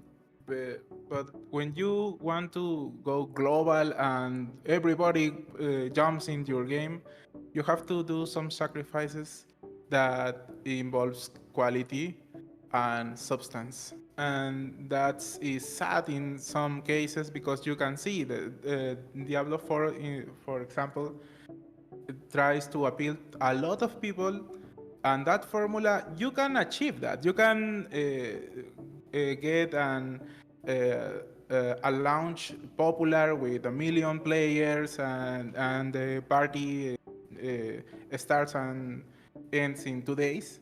and you sold the game and you invest $1 and give back $100, and you have done your job good, but the game don't have the substance that initially did in some point. That growing, it's tricky, and I think it has a ceiling in if you want to have boundaries and substance always in your product. Path of Exile 2 will challenge that problem too in some point, especially in the launch and the next year, probably after launch. I don't know how they gonna deal with it. I have confidence that they have clear what they want to reach and they want to give us to the community. But it's complicated. I don't know if Guild Wars 1 was a simple game No, or for you no, was it a wasn't. complicated game. Yeah, because I, but Moonline was a very simple game, and you can have two spectrums of that thing. You can have very simple and addictive, or very complex and addictive, and in other cases you have all the elements. You have the grinding, the skins, the community, the PvP, and a lot of things, and doesn't work. And you don't know why it doesn't work, but doesn't work. Maybe it's the substance and the clear point of view of the developers that they want one thing and they gonna do it in that way, even if the community thinks other ways or the investors thinks in other ways. Well, it comes down to what do you prefer? Do you want to be a 7 of everything, or do you want to be a 10 of something? Like, Or you want to invest $1 and give back $100. It's a real thing. It's what a lot of industries are doing right now. They don't have a personality, they don't have a substance, but they have an income, and they choose that way. yeah, I think in this century, games have become a way to make money for people with money. So Yeah. that happened the same way in movies. So we are not seeing a lot. Well, when we see like AAA games, it's not more of those developers trying to do a good game. It's a lot, like 90% of the time, it's just people trying to make money. That's the reason why the games feel less passionate, has a lot less love. And I think it has nothing to do with the actual developers that are working there. It's just that the management and the objectives in the company is different. They are searching for the golden goose, and they're gonna boil that thing until oblivion. Like, That's because growing needs money, yeah. and not necessarily the developers that have passion have the money, but they want to grow. Yes. Yeah, and they maybe lost the way in some point. But it has happened, like you said, in movies, in entertainment, and the fact that the games are now very mainstream, not like a bunch of nerds just playing one game and the developers working for that bunch of nerds. Now everybody can want to play the Diablo 4 or the New World or the big titles, because everybody wants to join the party when it's at the highest point. And when it lows, everybody leaves and search for the next game, the next title, the next party, and the system knows that and use that. And the people that want to be in the most of the parties is the people that have the most of the money. And if the rest of the people don't have the money or is difficult to stay in party after party after party after party. Well, that's why Path of Exile That's the 1. problem. That's a problem of the poor people because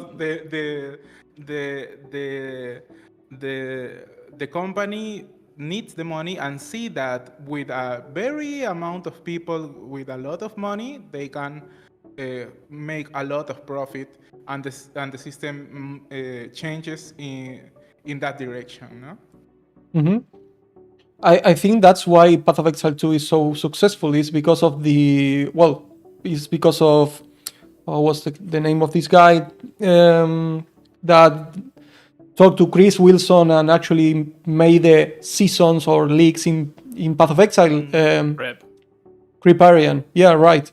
That's why every 3 or 4 months you have a league, because that's a good way of actually keeping. Or having like the initial wave of players and then going back up and down and back and out, and you keep the game alive. Yeah.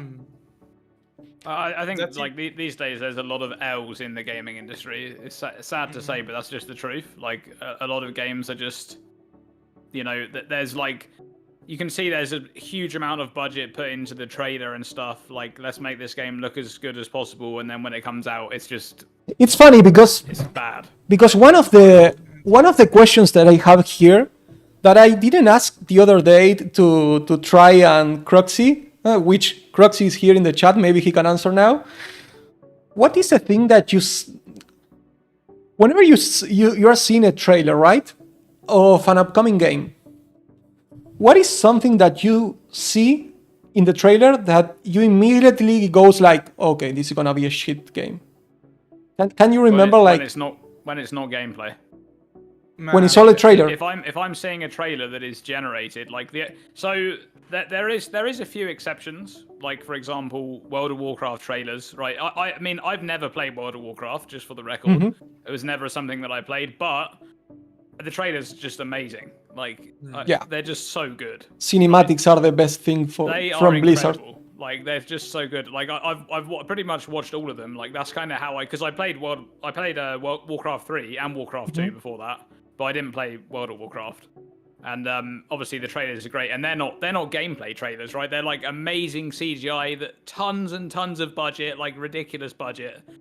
And that's a little bit different. But I think the only reason that's different is that they are selling a product that you kind of already know what it is. If that's true. People that they're marketing to are people that already played the game. Occasionally, I mean, these days they're pulling in new players as well, because they kind of made a lot of systems to make the game more accessible for new players over time. But I think like that, they're appealing to an audience that already knows what the game is. But if it's a new game and they are showing me not gameplay footage, right? And it's like, I mean, look at Anthem, right? I mean, I don't know. That game was just total trash. Fuck. And the trailer was amazing. Yes. Like, the trailer was so good. Like, I was like, this looks so good. And then you realize that they've created this whole thing and they've engineered it to look like gameplay. Like, that is... You have to be really, really of a particular mindset, like, in that company to do that. Like, that is borderline like illegal practice. Yes. Yeah. I think it is illegal as a game that is not actually you're not actually selling that game. That's false advertising, man. And that's not what it is. Yeah, false advertising. That's an immediate turn off for me. If it's not real gameplay, then what about the famous phrase? It's an open world to a lot to explore, or maybe the other one, like, make your choices. Your choices matter, and that kind of stuff. Whenever I hear that kind of stuff, I was like, oh shit, this is such a PR trailer. I will hate this game. Like, and I'm in love with games with actual choices. That's why I like the Mass Effect 1 and Mass Effect 2. The 3, not so much with the ending, but whenever I hear like, okay, your choices matter, I know they won't matter. They won't fucking matter. Or, I don't know, build your own story. Bro, you don't have the budget to build my own story, man. It's like, that won't happen. But I think that element is consistent in the last years, and it will come. I don't know. It's common in a lot of genres that don't need it to be that way. Maybe games like MMOs or Diablo or PoE can last 1 month, 3 months, or you can play it every day, 8 hours. But not all the games need to be that way. But the people ask for that.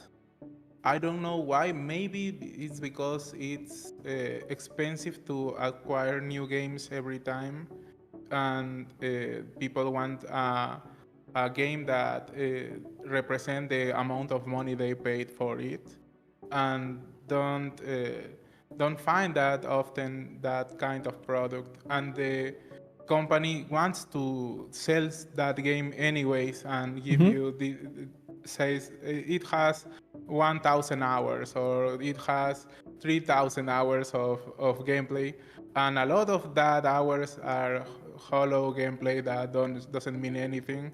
But you have 3,000 hours of gameplay. And that systems repeats and repeats and repeats and repeats. It's a cycle that needs the community asking for it and the company giving the false idea of giving it that to the public.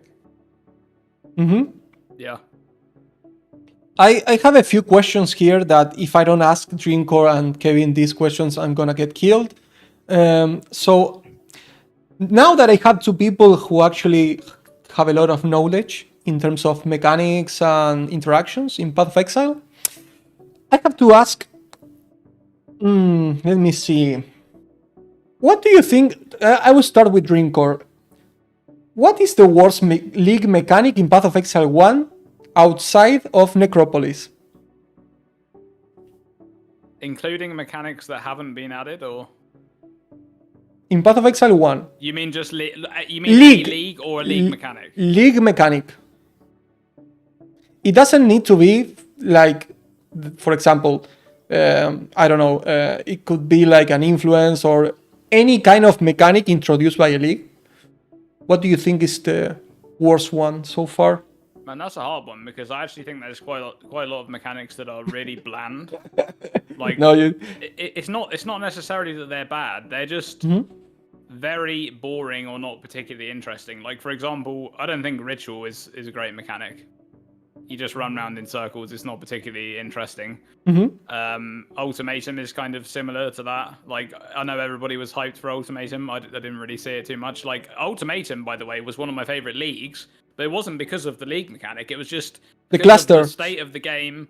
Like, that was the first league that I played hardcore, for example. I had a really cool character that league. Like, there was a lot of cool things that just meshed together. It wasn't particularly because of the league. Ultimatum was the league that introduced the clusters?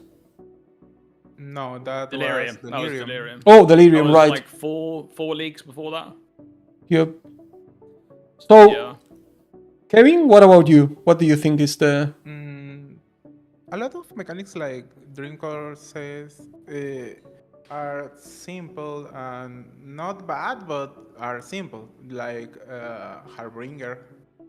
It's just kill mobs and drop currency. Like breaches need to be reworked. But it's funny because I don't like the state of that mechanic, but people loves the kill mob fast mechanic every time. If you put a puzzle before that, people hate it and don't like the effort that the developers put in that puzzle before you have to kill the mob. Legion was the best because you click one thing, a lot of mobs, you blast that mobs. I don't know is the bad, but a lot of mechanics are simple, and I don't know is it bad for the game. Yeah, I think a mechanic that go. No, I mean, you're right. I must be one of those people. Unfortunately, for me, one of the most fun I have, I'm gonna be the black sheep here, but I fucking love Blight. I'm a Blight enjoyer. Okay, Blight. Like, I understand what you're saying, but it's just bad. Like, the reason why it's bad, like, it's not because I'm not telling you that you're wrong for like enjoying it or something, because I actually think it's really cool. but they should make it so that the towers are like, you know, the keystone that makes it so the towers do more damage and you do less damage. Yep. That should just be That's how it is. Like, it should just be that the towers are the only thing that deals damage, right? And then, because what happens is, you're standing, like, I mean, this is a big problem. You're standing there, and the fucking mobs are just killing you whilst you're trying to build a tower. Yep. Like, come on, man. What is To this? be fair, I made an entire rework of Blight, a video in my channel where I reworked the entire League of Blight, and that was one of the things that I would change on Blight, because I hate that. if the fucking towers are doing the damage, I fucking hate being like stuck between the lanes with the monsters trying to kill, and the monster even have those fuckers proximity shields, and you're trying to click on the upgrade on the tower, and you cannot fucking click it. It's so fucking frustrating.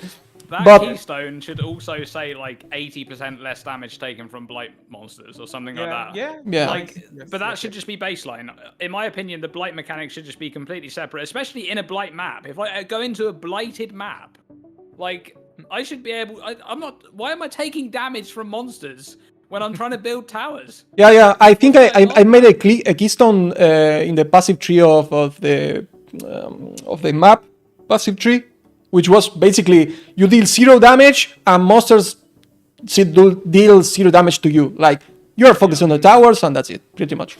But going back to the people hated Blight League in that league. I remember a lot of people were very salty about the mechanic and didn't enjoy the mechanic. I was a new player in that time. I know very little about the game, and I questioned myself: is this a bad mechanic? But people didn't understand the mechanic, and now years later, a lot of people love Blight, and there are people that farms Blight and get a lot of money of currency and items. But in that moment, I remember a lot of people hated the mechanic of Blight. Indifferent to the Blight, I like it to play it some days, but I don't get crazy about the mechanic. But I see people a lot that loves Blight and always seek the best build for Blight that turns to be minions because you don't I like the mechanic. anything. I think it's a cool mechanic. I just think they did it wrong. Like, that's I think the things that people love about the mechanic is the same thing that people don't like about Blight. Is basically during Blight, if you enjoy building towers like tower defense from Warcraft 3 on a custom map, you love the league. But if you don't like building towers, there's nothing for you on that league. That happens to a lot of people.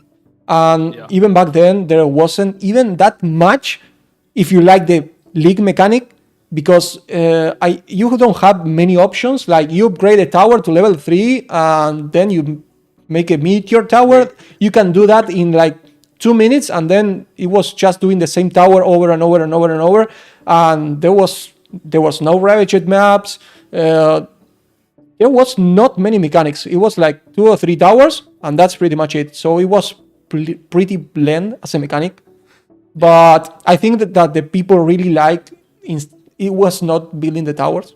I think that people really enjoy clicking all the fucking boxes at the end of the Blight. Yeah.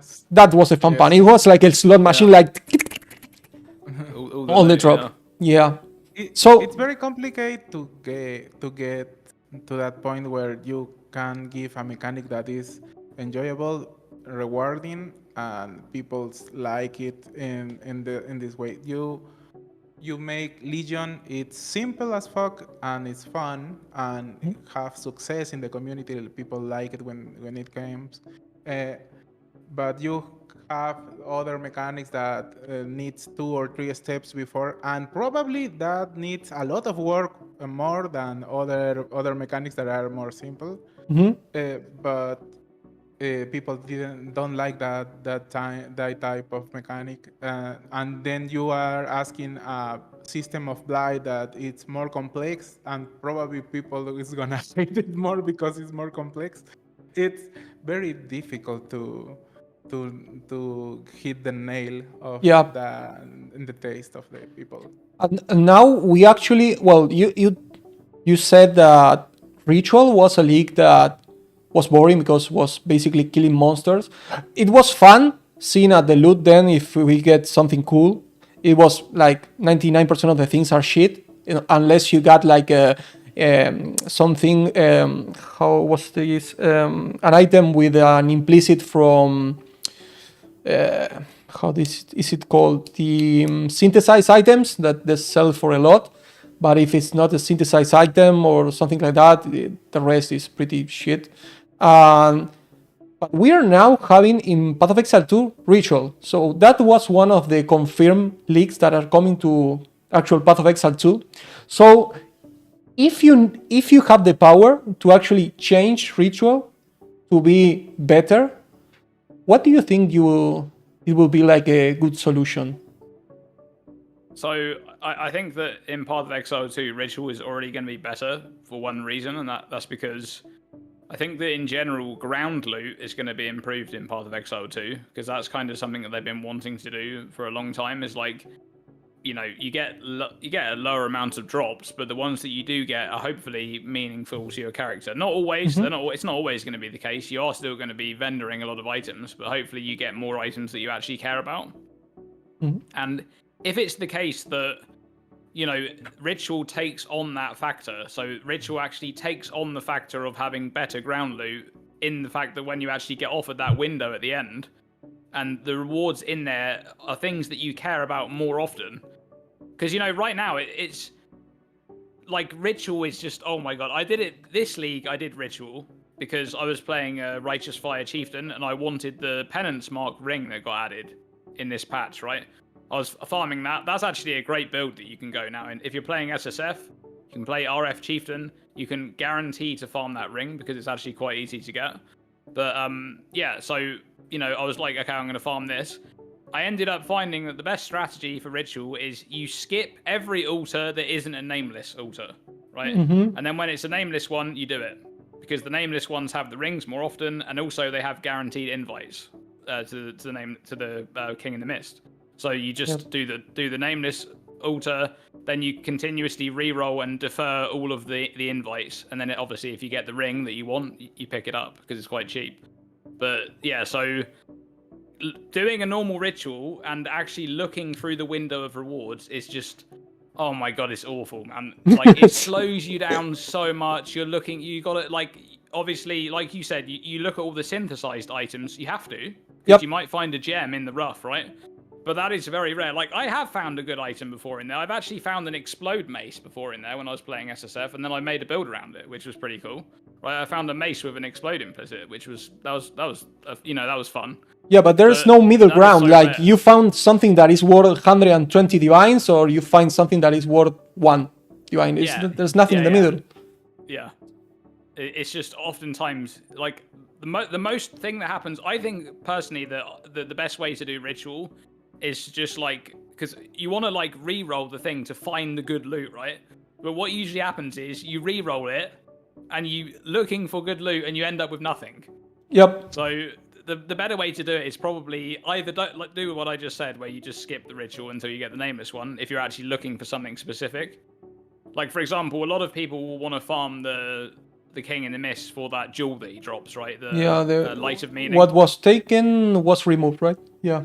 Yeah, exactly. So, that is something that we missed. Icon on it. Did you see they put the that which the same one. They baited Light us. of Meaning, right? And they like merged the jewel with the one from Necropolis. So that's pretty cool. But yeah, I just think in general, like, looking through that window of rewards is just, man, it was a fun mechanic on the League of Ritual. I remember I was thinking, man, this is cool. Like, you can actually you can select your own reward. That's such a cool idea. And over time, I've realized that actually this is not something that I enjoy interacting with, because it takes me so long looking through that stuff that, like, with it over the course of 4 maps, I could probably have done 6 maps if I didn't do Ritual, or even 7 maps. Right, but it takes so long just looking through the rewards. Like, it's just, I don't know, man. Yep. Well, I will leave you with one last question, and then I think we should wrap things up. I have other things to do also, but this was a great talk, honestly. I don't want to end, but... Yeah, it's been great fun. Let me ask you this. The amount of reading and thinking involved in understanding a game, such as Path of Exile, could be quite exhausting from time to time. So, do you have any hobbies or activities outside of gaming that you can enjoy and disconnect to recharge a little bit? This is a question for you both, so go ahead, one at a time. I can go first. I mean, Sure. I like to just get myself out of it and just like have a workout. Just Okay. I either do like stair running. I just run up and down the stairs for like 30 minutes. Oh my god, I fucking hate leg day. Yeah, or I'll just go for a walk, or like I've got a pull-up bar thing, right? Like like a pull-up mate type thing. I'll just do something like that. Just take myself out of it completely. Because for me, like I said to you earlier, when I'm playing Path of Exile or any game really, like I am all in, man. I'm such a fucking degenerate when I'm like actually in there, right? When the new league comes out, I'm just like a goblin, you know, just like I can only play that game, right? It's just like the only thing I'm thinking of, like. That's just what I'm like. Like I'm an all or nothing kind of person. So I think being able to just like take yourself out of it and you know just get your headspace cleared basically is a good thing. So you are all jacked up, right? Like you are a Matthew in disguise. No, it's more a case of like I just want to like do something to like at least not just sit down all the time, right? Like I also have a standing desk, so like I can wind it up and I can. Oh, nice. That's super good. Like a couple of days ago, I bought a treadmill that goes under the desk. It's like a standing desk. You probably see like Captain Lance has it, right? He's screaming. He's playing Path of Exile while he's walking. Yeah. It's so You're funny. copying his build. You're copying his build. Nice. Yeah. So you have one of those things that it's stuck on the door to do the pull-ups and that kind of stuff. No, it's a self-standing thing. Okay. It's not on the. Those things can be really bad. You can like fall down and like really hurt your knees on those things. Like, Or destroy the frame. It's like a proper like fully standing thing. It's a good bit of kit. Okay. Kevin, what about you? For me, in my small free time, because I have a normal work and then I have to create content because I like that create content and it's a hobby, but it consumes a lot of time. In my small free time, I like to watch movies with my friends and disconnect from all that. I have 36 years, and a lot of my friends have families and children. It's interesting talking with them about games, about their perspective, and have time to quality time with them. So they are playing minions in real life while you are playing in game. The people with 2 wives and 13 children that can play the game, and They are desecrating in the living room. to see what is the point of view of all these games and if they are hearing of the Path of Exile 2 and they are planning to play or no the Diablo or all the titles that are popular. Okay. Well, guys, I think we're gonna leave it like this. It was an amazing time. Honestly, this is a second one, and I need to do a third one as soon as I can because it's really a blast, and it's really nice seeing passionate people like you talking and having a good time. Obviously, I have a million other questions that I didn't ask, but I think it went pretty well. I don't know, you guys, if you can give me some feedback later, or you want to give some feedback now, but hopefully you have a good time here. It was fun. Thanks. It was really fun. Yes. Thanks for the invitation, and thanks You're welcome. to Dreamcore for collaborating in this. Awesome chat, in this. Kevin. It was nice. Yeah, nice. Thank you. Do you want to tell the people watching and later on YouTube where to find your content? Sure, Kevin, go first. I'm Stickmaster Kevin in Twitch, YouTube, Twitter, and you can find me there. And I do content especially for new players in Path of Exile. I do guides, builds, and farming strategies. That's it. Okay, Yeah, so I'm, if you are from the Spanish community, go to Kevin. He will have all the reasons for you to not complain about not getting a mage reload on week 1. So go annoy him on the comment section. We need to do another podcast talking about the community and the ridiculous response in the videos and guys. Oh yeah, I get a lot. Okay, I get a lot of them. Yeah. Yeah, the build doesn't work. Have you seen the video? No. Okay. It was a good time. Yes. What about you, Drinkor? Yeah, so dreamcore_GG on YouTube and Twitter. I just do videos about mechanics and unique items and stuff like that. Occasionally I do a build guide. I think I've only done one build guide in like 240 videos, so don't expect many build guides, but yeah. Maybe that changes in PoE too, who knows? Who knows? Maybe you do like one and you start thinking like, fuck, never again. But that could happen. I mean, I made one build guide for like a build that I just really enjoyed, and it was like kind of unique, so I thought that's cool. But Yes, just so you know, if you make a build guide every single league, you will have to update that, or you're gonna get like a million messages. I've had loads of comments on there like since then, because the worst thing was it was a build during Trial of the Ancestors, and it used loads of tattoos, and like every league, people just go on there and they're like, "Can I play this build this league?" And I just type no. But because that was the worst question, man. I did a guide with a ranger and people, I can do it in Zion, I can do it in Marau. No, you can't do that. I can put that in. No, you can't do that. A lot of questions. The builds are nice and are popular videos, but the answering all the questions is very heavy. Yeah, it is. I mean, I try my best to answer questions, because obviously, like the type of content that I make, I do get a lot of questions. But I try my best to answer them. But it's tough to keep up with, man. Like I'm sure I miss quite a few of them, I should think. But it's just one of those things. Okay, so we're gonna leave it like this. Thank you again for coming, Drinkor, Kevin. So Thanks. to everyone watching, go follow these guys. If you're from the Spanish community or the English community, you can actually check the content from both of them. They're gonna be amazing. For Path of Exile 2 also, I know Kevin's gonna play. I know Drinkor is already doing videos about that. So go follow them, and I think we will see in the next episode. Thank you guys for coming. Hopefully, we'll see you again. Thank you. Bye. Bye-bye.